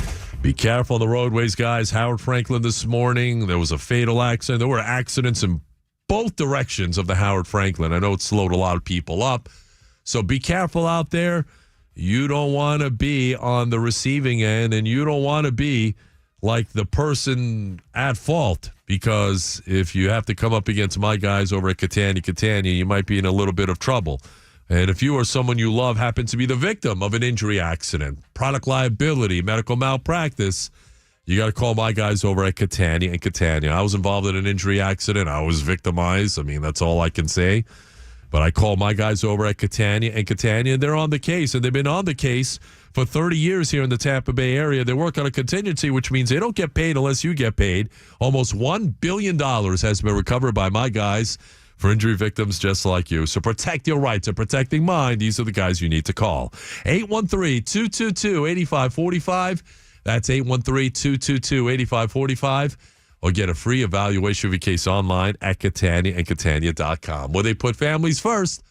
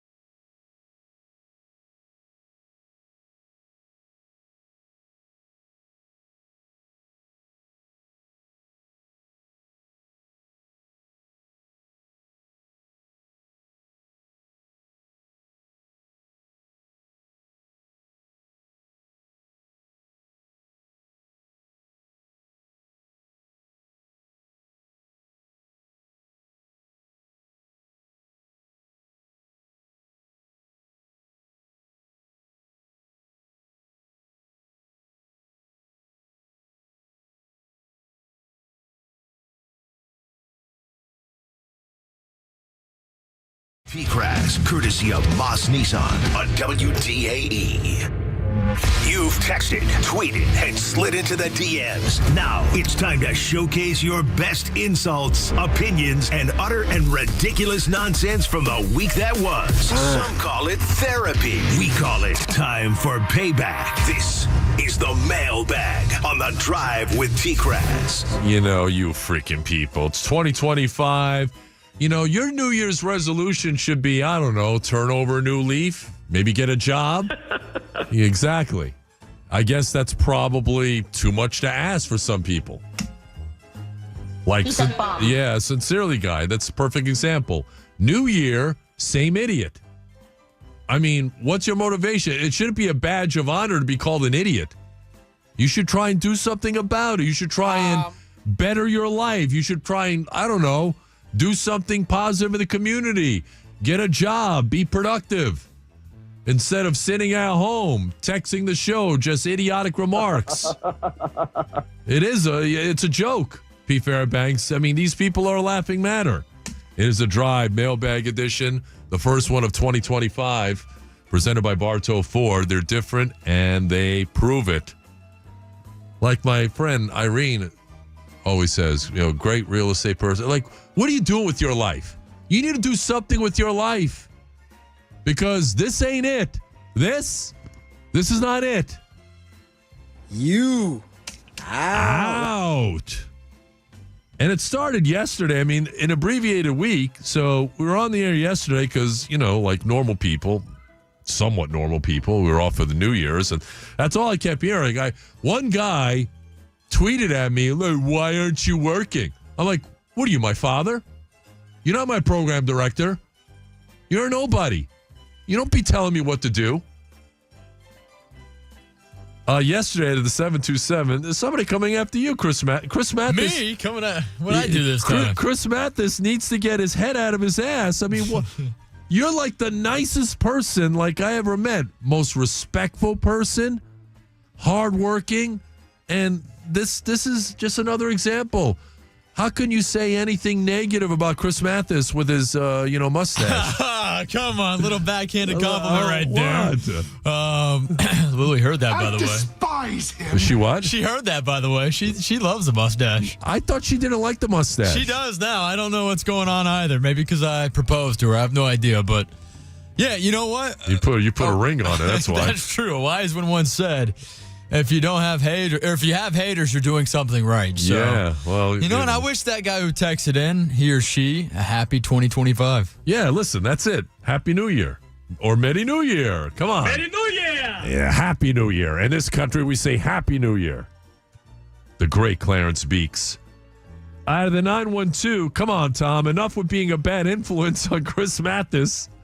Happy New Year, guys, and congrats, Chris. I didn't know until now about the engagement. Was that Eric Neander who sent that in? I'm not sure. I don't know. Maybe it was. Eric Neander's too busy looking for bats. I don't know. He hasn't found any yet. I don't know. Did he go to the backwoods of South Korea? I don't think we've addressed the offense since we last talked. No, you have not. Also, yesterday, you see, this is what I'm talking about. Sincerely, guy. Well, what an idiot.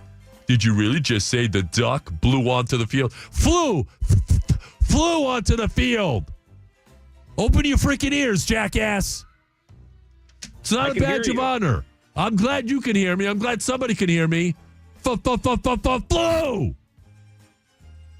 Idiot. Here's another guy out of the 727. Did you really just start your show talking about being a little nicer and a little kinder and more caring of your fellow man? Well, I got one thing to say to you. I-95 all the way back north to where you belong. You know what? You and who else is going to get me out of here? Get an army, pal. Because I ain't going anywhere. I'm not leaving. You got that right. I've been here more than 2 decades. What have you done? That's what I thought. Nothing. Because you are nothing. 727-422. What? Scratch that. All right. We'll let you get that far out. Scratch these, sir. All right? Man. Idiot. Not having it in 2025 is TKras. Listen, not having it. All right? Don't tell me what to do. You know where you can go, sir. GFY, figure it out. It's a family show. The 727. I'm trying to think what does that mean? Come on, Chris Mathis. No, I'm kidding. Yeah, I'm you know what it means. It's a family show. Why don't you GFY? You're out of control, this guy. You got that right. Thank you, Coach. Appreciate it. Where's the other guy that texted in? Somebody else texted in something kind of funny. Thank goodness you're back. This out of the 863. I can't take much more of the West Coast national BS. They don't know squat about the Tampa Bay area. You're relatable, man. I appreciate that. I appreciate it. I like to think that I'm a man of the people. All I do is I come here every day and I try and do what I can for you. And, you know, for some of you, it's not enough for whatever reason. You need to ask yourself why.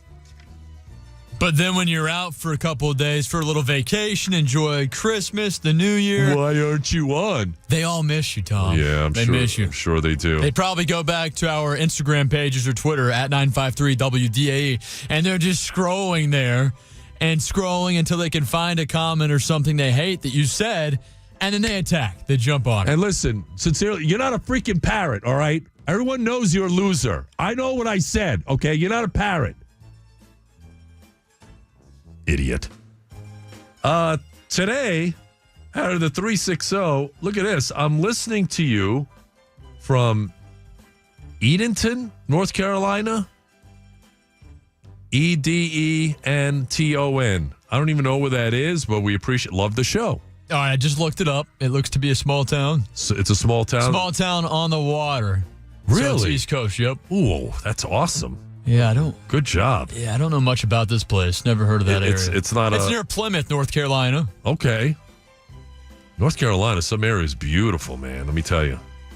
Population of 4,397. Shout out to you up in Edenton. Is that more than Blairsville? It's probably right there with Blairsville. How about that?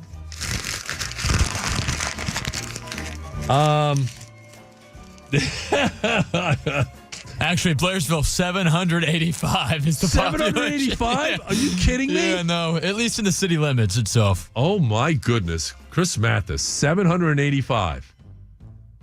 And every single one of those people listen to this radio station through the IR Yeah, app. no, you're right. You're right. So. Because the pride of Blairsville, that would be you. You're here. Now, I will say the entire county, just over 15,000, but that's not a lot. It's like 2 towns in there. 785 is nothing. You got traffic lights in Blairsville? We got a couple traffic lights. It was a big deal when we got a Chick-fil-A. It was a huge deal. I mean, people were camping outside. People were skipping school. Let me tell you something, dude. Up where we live, there's a Chick-fil-A down on the other side of 589. Which I go to quite frequently. Guess what? They're building another one right by that new Lowe's. No, right? That's what's going up right there? Yes. Chick-fil-A and McDonald's are going right in front of the new Lowe's. Awesome, man. Let's go. Just incredible. If you guys are driving through that area and see someone holding up a sign that says, hey, come get chicken, it might be me. Who knows? Might be you, dressed up in a chicken outfit. I don't have to dress up. I'm naturally just a chicken. Well, you know, definitely your mustache can pass for a few feathers. I can tell you that. Today, it is exciting, Coach. iHeart gave TKras free reign. Listen, I've always had free reign, you know, and I'm using it without question. Chris Mathis, you became aware of some comments that were made through social media directed at yours truly. Yes, I did, and it stems back to over the holiday break. You threw up a Canva. Your quote said, I do not want to see this team on primetime ever again regarding the Buccaneers. And someone said, we got 2 or 3 comments here, can't stand this guy. Shut up. That's from Boston Reed. Can't stand this guy. Shut up. Shut up. Really? Yeah, included a shut up in there. Yeah, I love the people who tell me to shut up because that's not what I do, okay? You got a lot to learn about life and this business. And that guy, in the middle of the holidays, he found it within himself that that's how deranged some people are. You're going online. It's Christmas. It's a time to be spent with very close family and friends. And that's what you do. You go online to put that comment out there. I think that was like on Christmas Day. That's wild, man. Oh, my goodness. And then another one just below that. This guy's, or at least his account, his name is Livid. Livid. TKras, stop being ridiculous. Oh, boy. Great. I appreciate the advice. I will try and stop for you, Livid. And then we've got another one that says that makes absolutely no logical sense, TKras. Yeah, you see that guy, like, was he in a coma for like the last 4 months? Yeah, I have no idea what this guy's talking about. Well, that guy doesn't have any idea what he's talking about either. What is the Buccaneers' record in primetime this year? Terrible. 0-4, you know. And then there were more today, as if we're not done. You said earlier today, and it's out on social media, at TKras, we are looking at one of, if not the best offense in the history of the Buccaneers. The fact. And someone replies with, LOL, oh my God, talk about stupid. No, that guy's stupid because he doesn't know how to read. I don't want to be associated with that guy. He's a loser. He is a loser. And then there's one more, too. Now, the passing offense, the 2021 Buccaneers, they were second in passing offense, but they were 26th in rushing offense. This Buccaneer team, third in total offense, third in passing, fourth in rushing, fourth in scoring. I use facts. What do you use? All right. Yeah, that's the last one. I'm trying to see if there's any more, but we already know people are going to chime in. I mean, they just tend to. The people are going to chime in with just good, bad, ugly, and different. Ugly, Lots of ugly. Delusional, misguided comments. And that's what we deal with. Yes, Baker. Yes, I do. Weekly, monthly, yearly. That's what we do here on the Mailbag segment, presented by Bartow Ford. They're different, and they prove it. Boy, some of you are different. Some of you prove it, too. You think I just snatch things out of thin air? You got the wrong guy, pal. There's a reason why I'm sitting in this chair, and a lot of people aren't. Deal with it. And if you can't deal with it, then go somewhere else. I'm not for everybody. I get it. If you're fun, if you want knowledgeable, entertaining sports talk, you've come to the right place. If you're looking for something else, there are plenty of other places to get boring, one-sided type of commentary. Yeah, you can say that. Thank you, Levante. By the way, before we go any further, I want to honor and tip my cap to that man right there, Levante David. You know what he did today? He provided 2 new vehicles to 2 single mothers in the Tampa Bay area. Levante David did that. I mean, you want to talk about a man who walks the walk, talks the talk, on and off the football field. Going to be in the Buccaneer Ring of Honor, in my opinion. I think he's a Hall of Fame player. He should be wearing a gold jacket one day. And he has got a heart of gold off the field as well. So, congratulations. Salute to Levante David, who has made the Tampa Bay area a better place because of him being here in this community for 13 years. Just an incredible story, an incredible gesture by 54 Levante David. I love that guy. All right, when we come back, Scott Reynolds just after 6 o'clock, I mean, he's got some interesting insight. His Fab 5 article was on fire today at pewterreport.com. We'll talk to him about the Bucs-Saints matchup, Liam Cohen, Baker Mayfield, Levante David, Mike Evans, and everything else. Really compelling conversation with Scott Reynolds coming up just after 6 o'clock. But on the way back, what's on tonight? We'll get you that. Plus, the latest news from around the NFL, including who, in my opinion, is the number 1 head coaching candidate in the NFL that's available this coming off.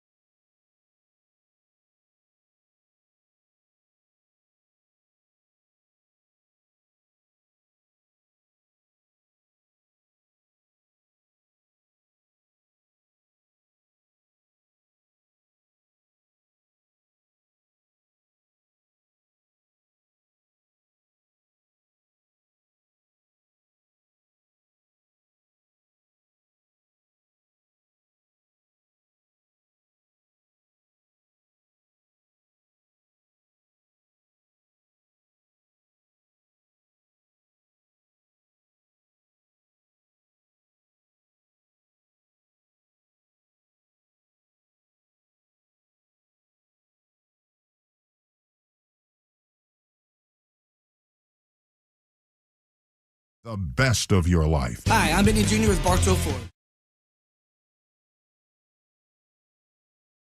Customers from surrounding counties to make that drive. And we make that drive worth it. Not with just the lowest price, but the very best treatment.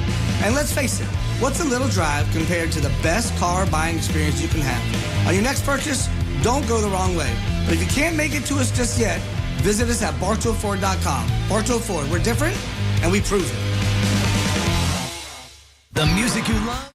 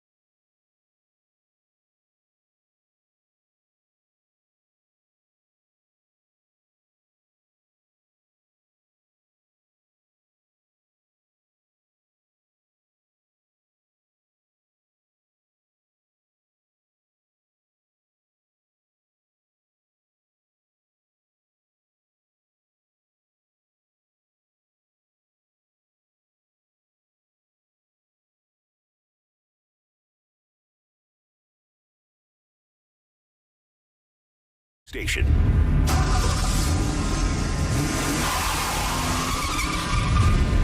It's Friday from Town and Country to Palm Harbor and all around Tampa Bay, plus worldwide on iHeartRadio. The gloves are off. I'm playing hardball. It's 4th and 15, and you're looking at a full court press. You're tuned into the voice of the Tampa Bay sports fan. You're going to like this guy. He's all right. He's a good fella. He's one of us. Buckle up, because you're on the drive with TKras. Afternoons on 95.3 WDAE and AM 620. Playing at a very high level, a lot of great athletes in this game. You know, a lot of people with great records in this game. So it's personal choice, either or. We love our guy. Todd Bowles praising his quarterback Baker Mayfield, who's playing at a really high level. He's in the top 5 in just about every statistical category. However, he was snubbed for the Pro Bowl.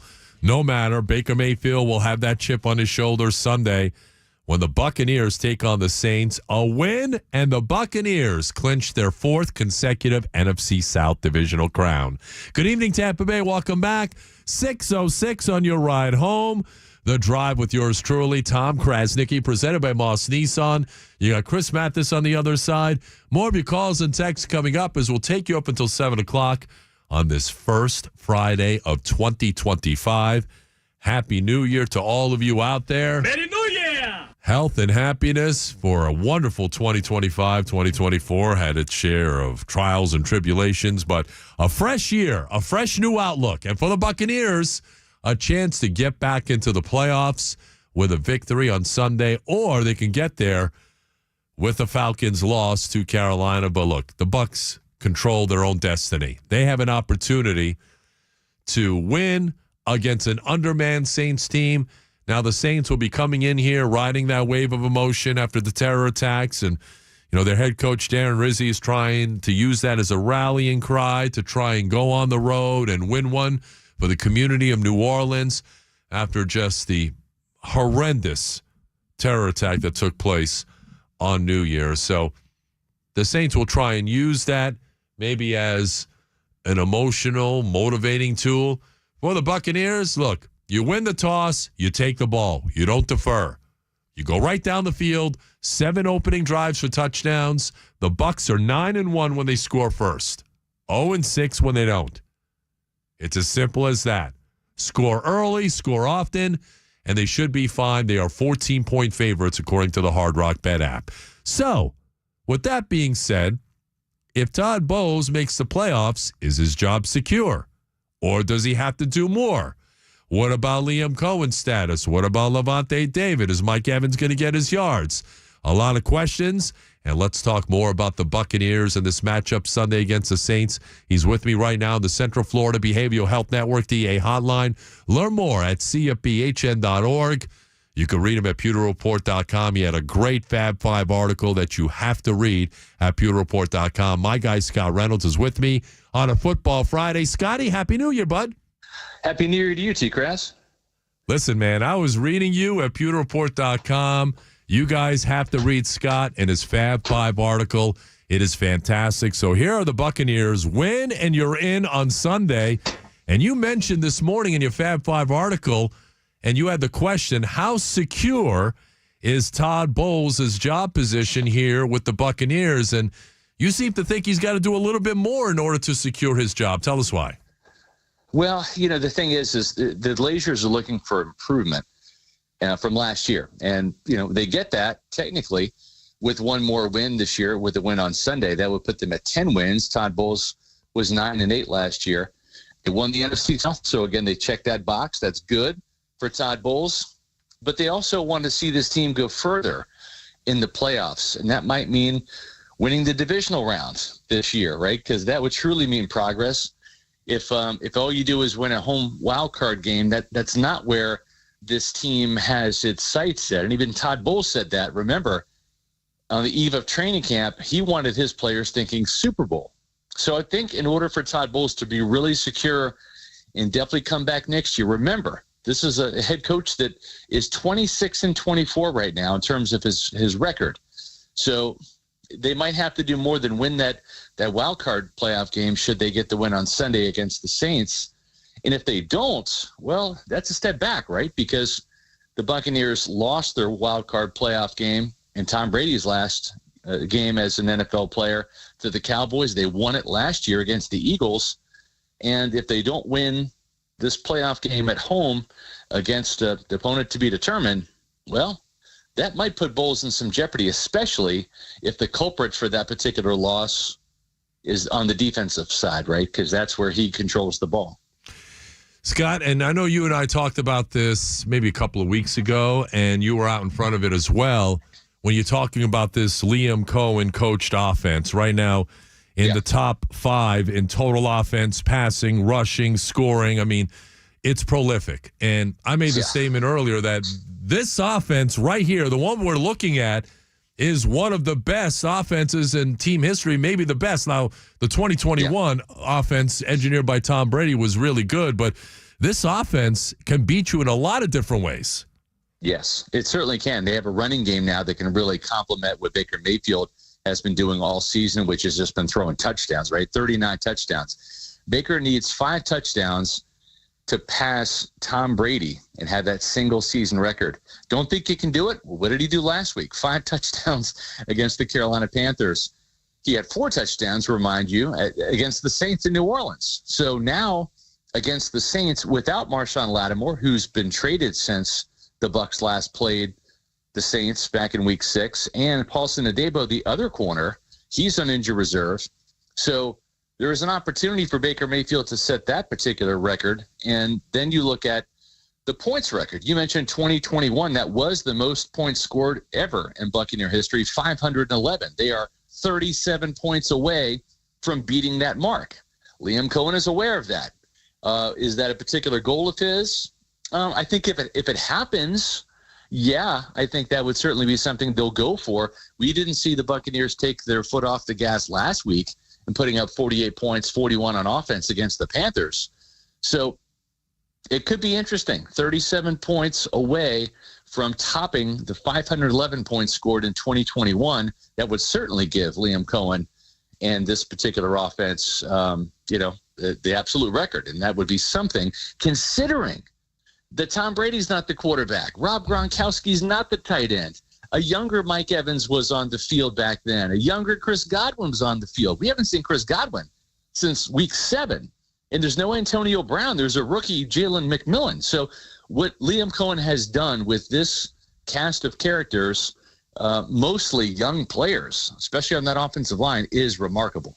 And a rookie running back in Bucky Irving, who right now is tearing it up as well. We're talking about it with Scott Reynolds, PewterReport.com.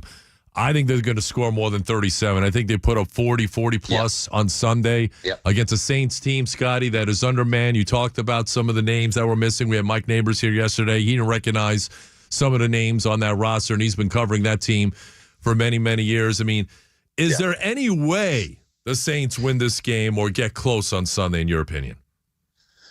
Is there a way? Yes. Turnovers.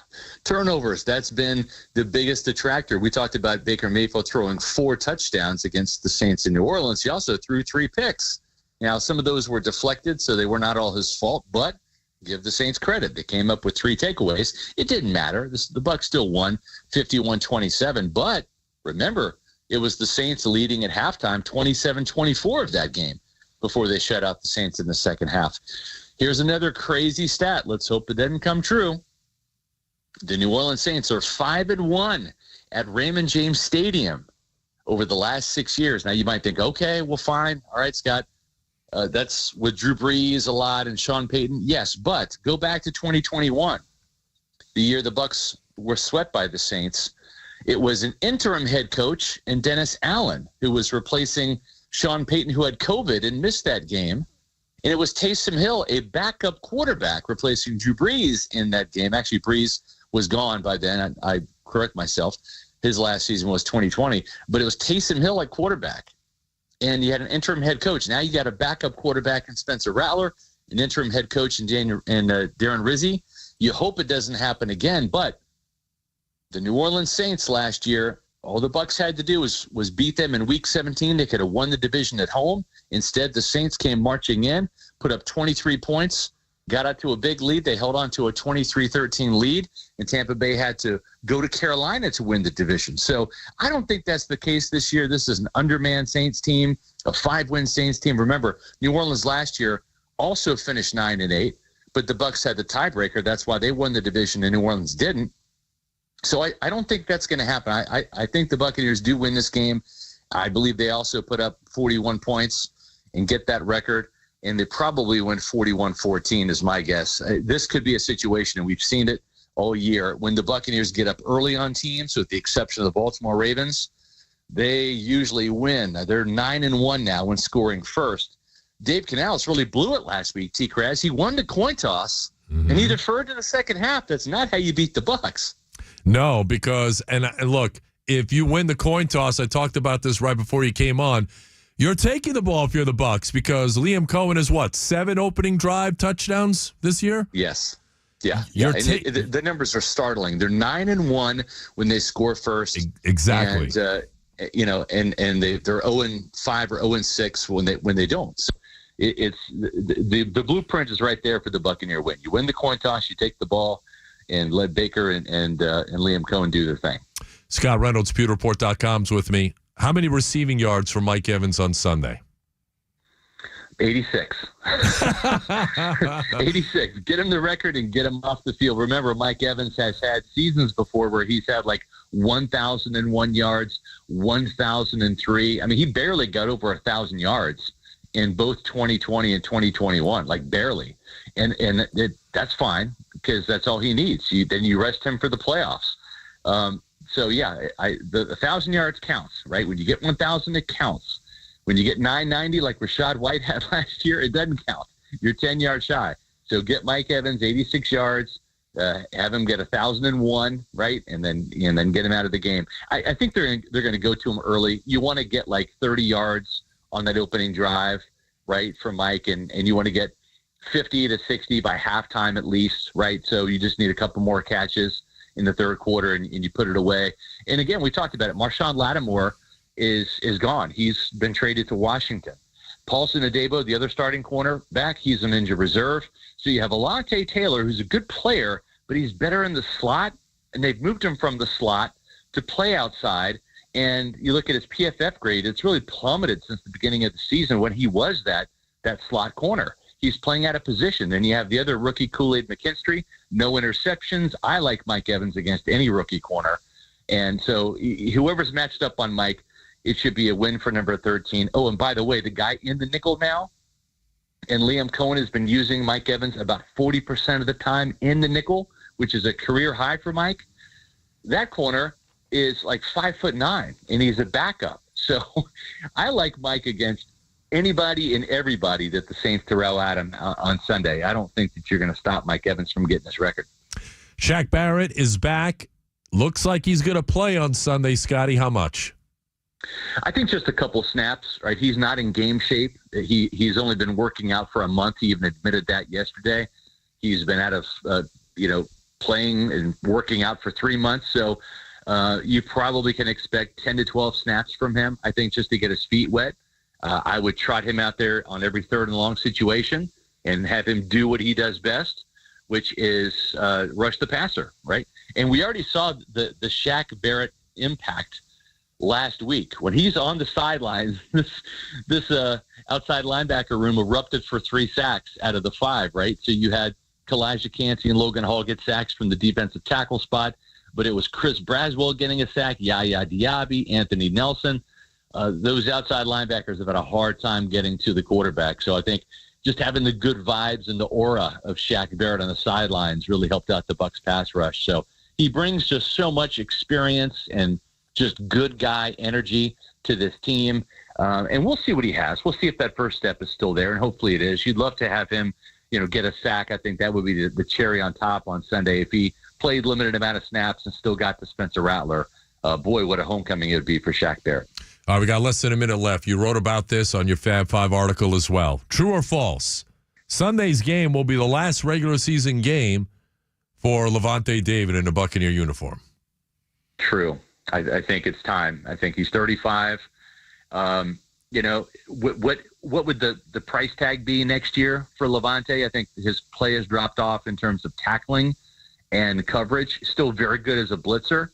He's the best inside linebacker they have, but that's a position that really needs an overhaul next year. You look at Servassier Dennis coming back. He finally got that shoulder surgically repaired. He should be good to go. That's one starter. You move on from KJ Britt. You bring back J.J. Russell. He'll be a restricted free agent, but then you probably want to draft another guy, go out and get a younger starter caliber player in free agency. There'll be some guys out there. it's got to be a mutual decision. Father Time is undefeated in the NFL. He got Derek Brooks right back in the day. He's coming for Levante David. Levante will be 35. I'm not sure if he plays another year. If it is, you hope it's in Tampa. But if I had to bet, I would say probably not next year. You can read him at pewterreport.com. Scott Reynolds does a great job. You can also listen to him on Sunday morning for the Insiders program with Rick Stroud and Pat Donovan. Scotty, keep up the great work, my man, and we'll talk to you soon. Appreciate it. Have a bourbon on me. You got that right. You just have to tell me twice about the bourbon thing, because that's happening. Weekend is here. So interesting stuff out of Scotty. This could be Levante David swan song in his 13th year, 34 going on 35. It's possible. I think Levante, in knowing him the way I know him and how competitive he is, he's also somebody who doesn't make knee-jerk reactions or decisions. He's a deep thinker. He's a guy who takes a lot of elements into account when he's going to make up his mind on a big decision as to whether or not he'll come back for a 14th year. And I think the direction of the team is a positive thing. They're going in the right direction. Second youngest team in the NFL. If they win on Sunday, 4 straight division titles, he doesn't want to be a part of any sort of rebuild. And that's the extraordinary part of what Jason Light has done over the last couple of years. Because they were looking at like a modified rebuild. They will call it a reload. They don't want to call it a rebuild. And Jason Light with some exceptional drafts over the last couple of years, and the way they maneuvered around the salary cap, they had some older players, Brady, Cam Brate, Leonard Fournette, so on and so forth, Jason Pierre-Paul, and Ndamukong Suh. All those players were ushered out. Donovan Smith ushered out. They drafted extremely well. They've rebuilt the offensive line.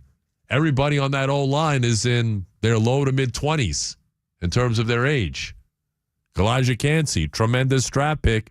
As long as he stays healthy, the dude's a player. He makes plays. He and Vita Vea side by side. I mean, nobody's running against the Buccaneers. Nobody. Number 1 in the NFL against the run since they came back from their bye.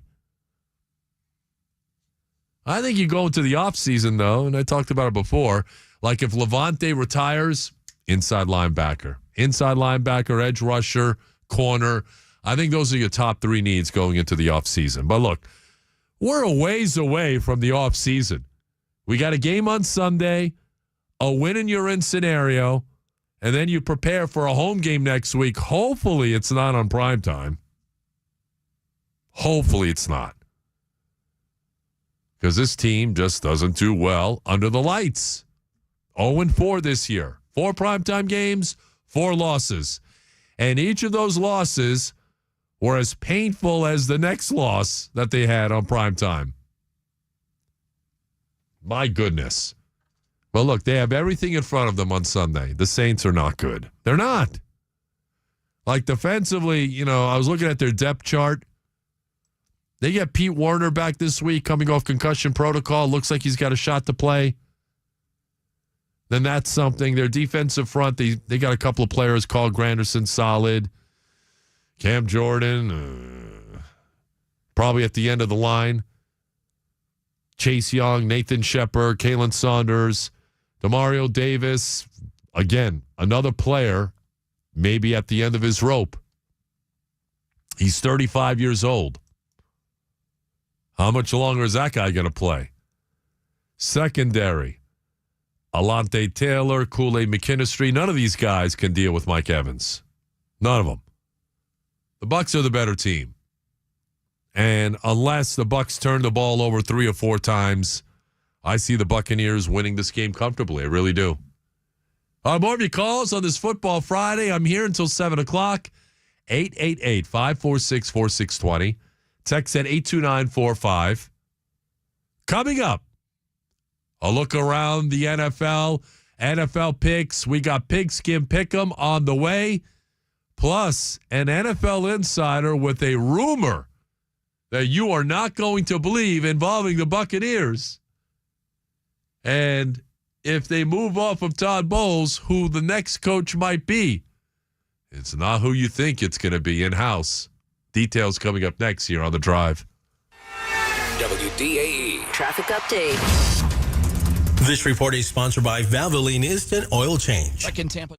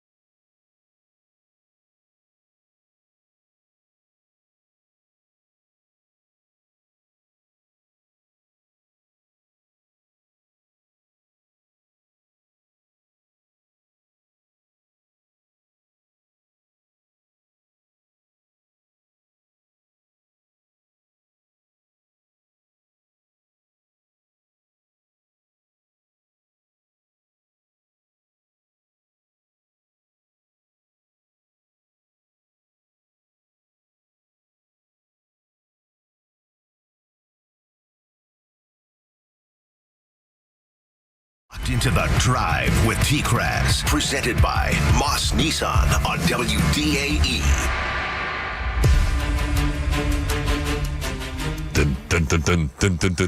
All right, welcome back. 6:32 on your ride home on a Football Friday. It is time for NFL picks. Pig Skin Pick'em. We'll pick the rest of the games of Week 18 in the NFL, which gets started tomorrow with a big fat spread as well. And here he is. He's our. Well, what are you exactly? Are you a bookie? Yeah, we could do that. We could call it that. I can be that for you, Tom. Here he is. They call him the Mustache.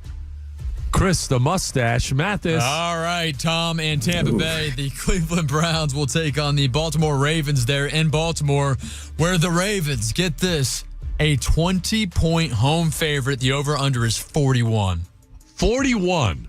They're favored by 20. The over-under is 41, which means their implied total, I haven't seen it, has got to be bordering 30 points. And the Browns probably 10. Hence the 20-point spread. 20 points is a lot of points. And I know a lot of people not playing on the Browns side. They got some injuries and whatnot. And the Ravens are trying to win the AFC North. Man, it's going to be close. I think it'll be a backdoor cover, if anything else. But I think Lamar Jackson wants to put an exclamation point on this brilliant season that he's had. I think he's the MVP of the league. I think from beginning to end, the dude had maybe one bad game.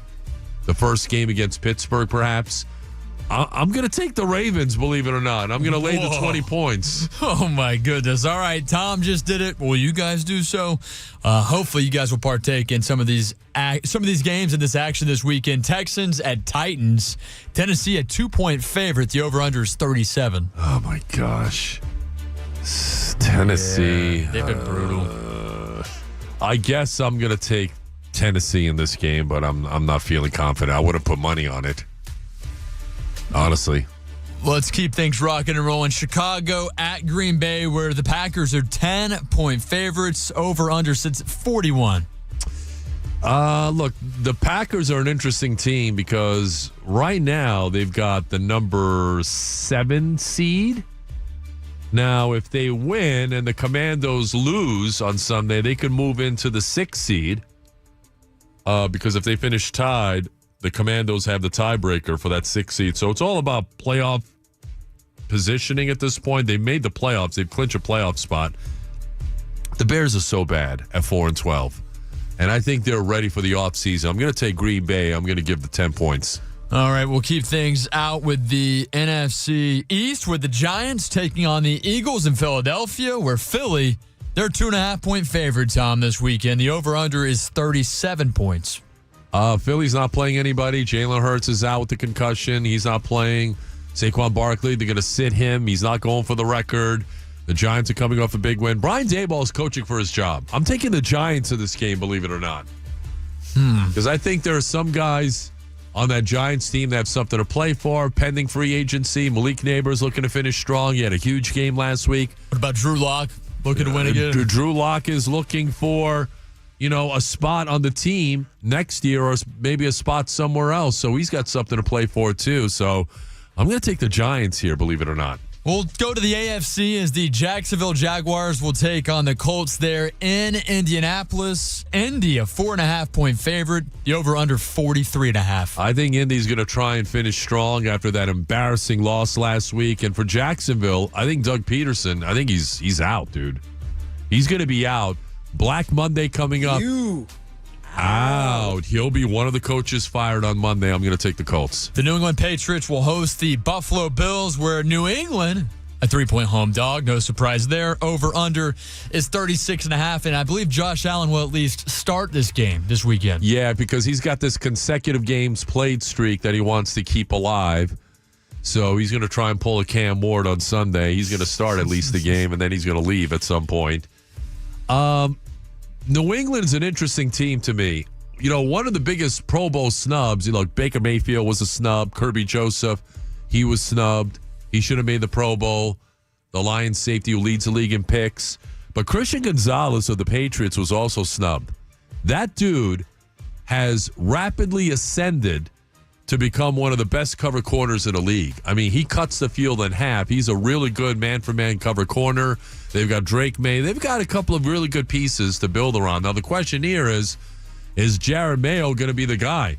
Because I think Robert Kraft is going to be tempted by Mike Vrabel or somebody else, and I think he might pull the plug on Gerard Mayo. And I think Antonio Pierce, the same thing with the Raiders. I think those two coaches have shown this year that they have no business running an NFL team.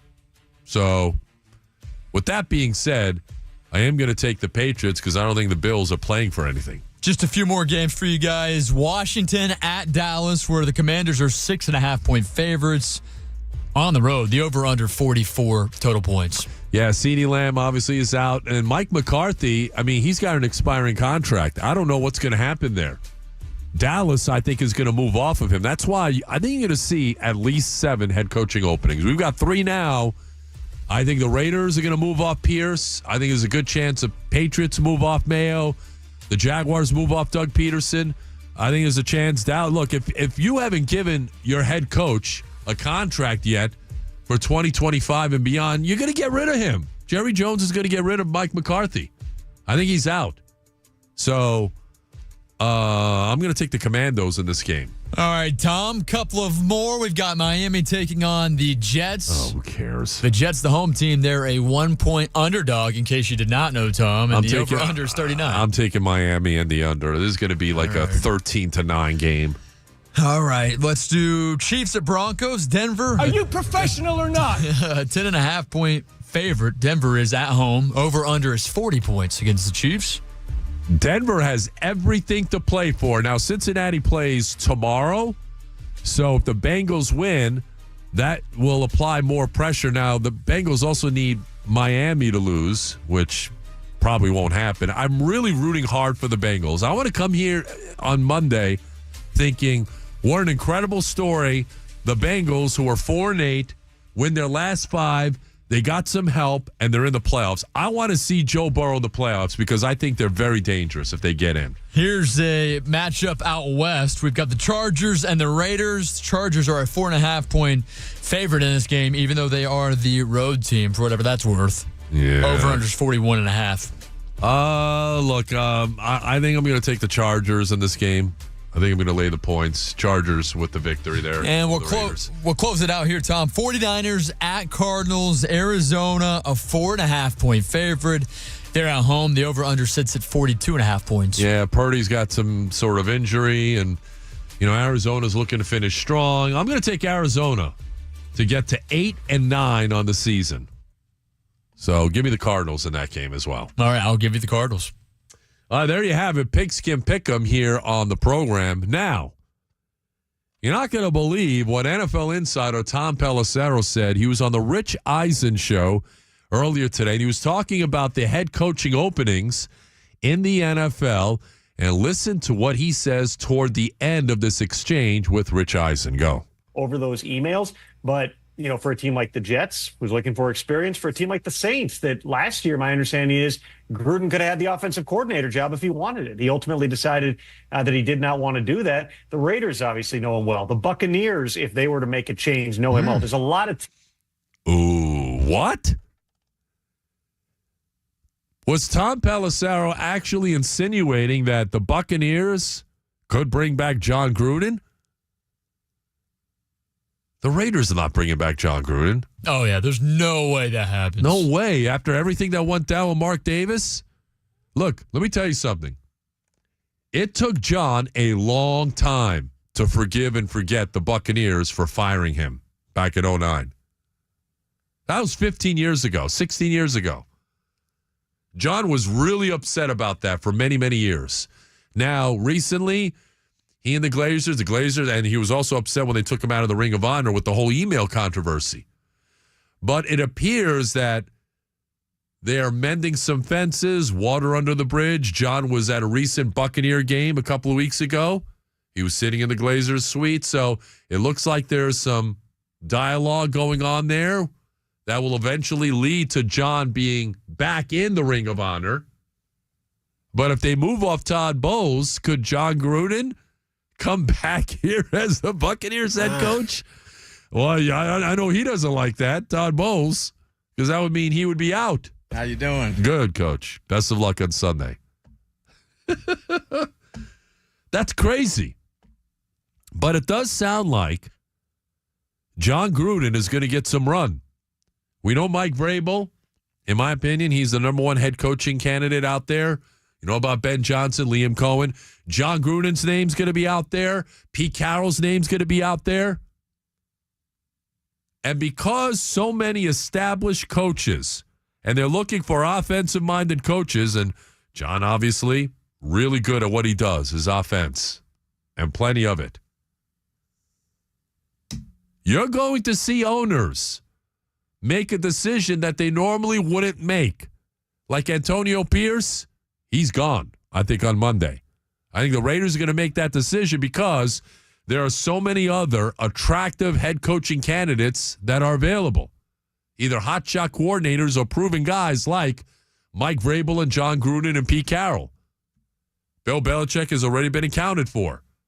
But because there are so many of these viable, successful guys out there, you're going to see teams who normally wouldn't make a change because, look, if you're going to make a change, if you're going to fire somebody, you're going to have a name or two in mind. You're already going to have his replacement lined up. You don't fire somebody unless you know who you have in mind to replace them. So I think you're going to see quite a few teams out there make a change with their head coach because they see the grass greener on the other side with a lot of these guys that are already available. Black Monday is going to be something else. We're going to be on Mondays starting at 3. I'll be with you on Sunday, obviously. Countdown to kickoff at 11 a.m. And then the overtime show after the Bucs-Saints game. I'm excited. I'm excited too, Coach. Don't blow it. Because if you lose to the Saints, I think you're going to get canned. Okay, I'm going to say this. I'm going to say this one time. All right, coming up, final thoughts, the final drive, my official prediction on the Buccaneers and the Saints. That is coming your way next year on The Drive. You're locked in to The Drive with TKras. Guys, it is January, of course, and over at the Golden Diamond Source, their after-holiday sale has been extended. So get this, for a limited time only, get up to 50% off select items like rings, necklaces, earrings, pendants, chains. They have a wide selection of items on sale. Everything up to 50% off. You heard me right. And if you're getting engaged this season, you get that special engagement ring at the Golden Diamond Source. They have 30 times the selection of engagement rings than any normal jeweler in the country. It's a literal jewelry supercenter. In fact, my guy, Chris Mathis, he recently got engaged. You know where he got his engagement ring? He got it at the Golden Diamond Source. You need to get yours there, too. And if you're not sure what to get your significant other, no problem. Get them gift cards so you can let your special someone come in and pick out exactly what they want. And don't forget, 0% financing for up to 5 years. So if you finance $5,000, it's only $83 a month. So make sure it's a Golden Diamond Source Diamond for their after-holiday sale where everything for a limited time up to 50% off select items.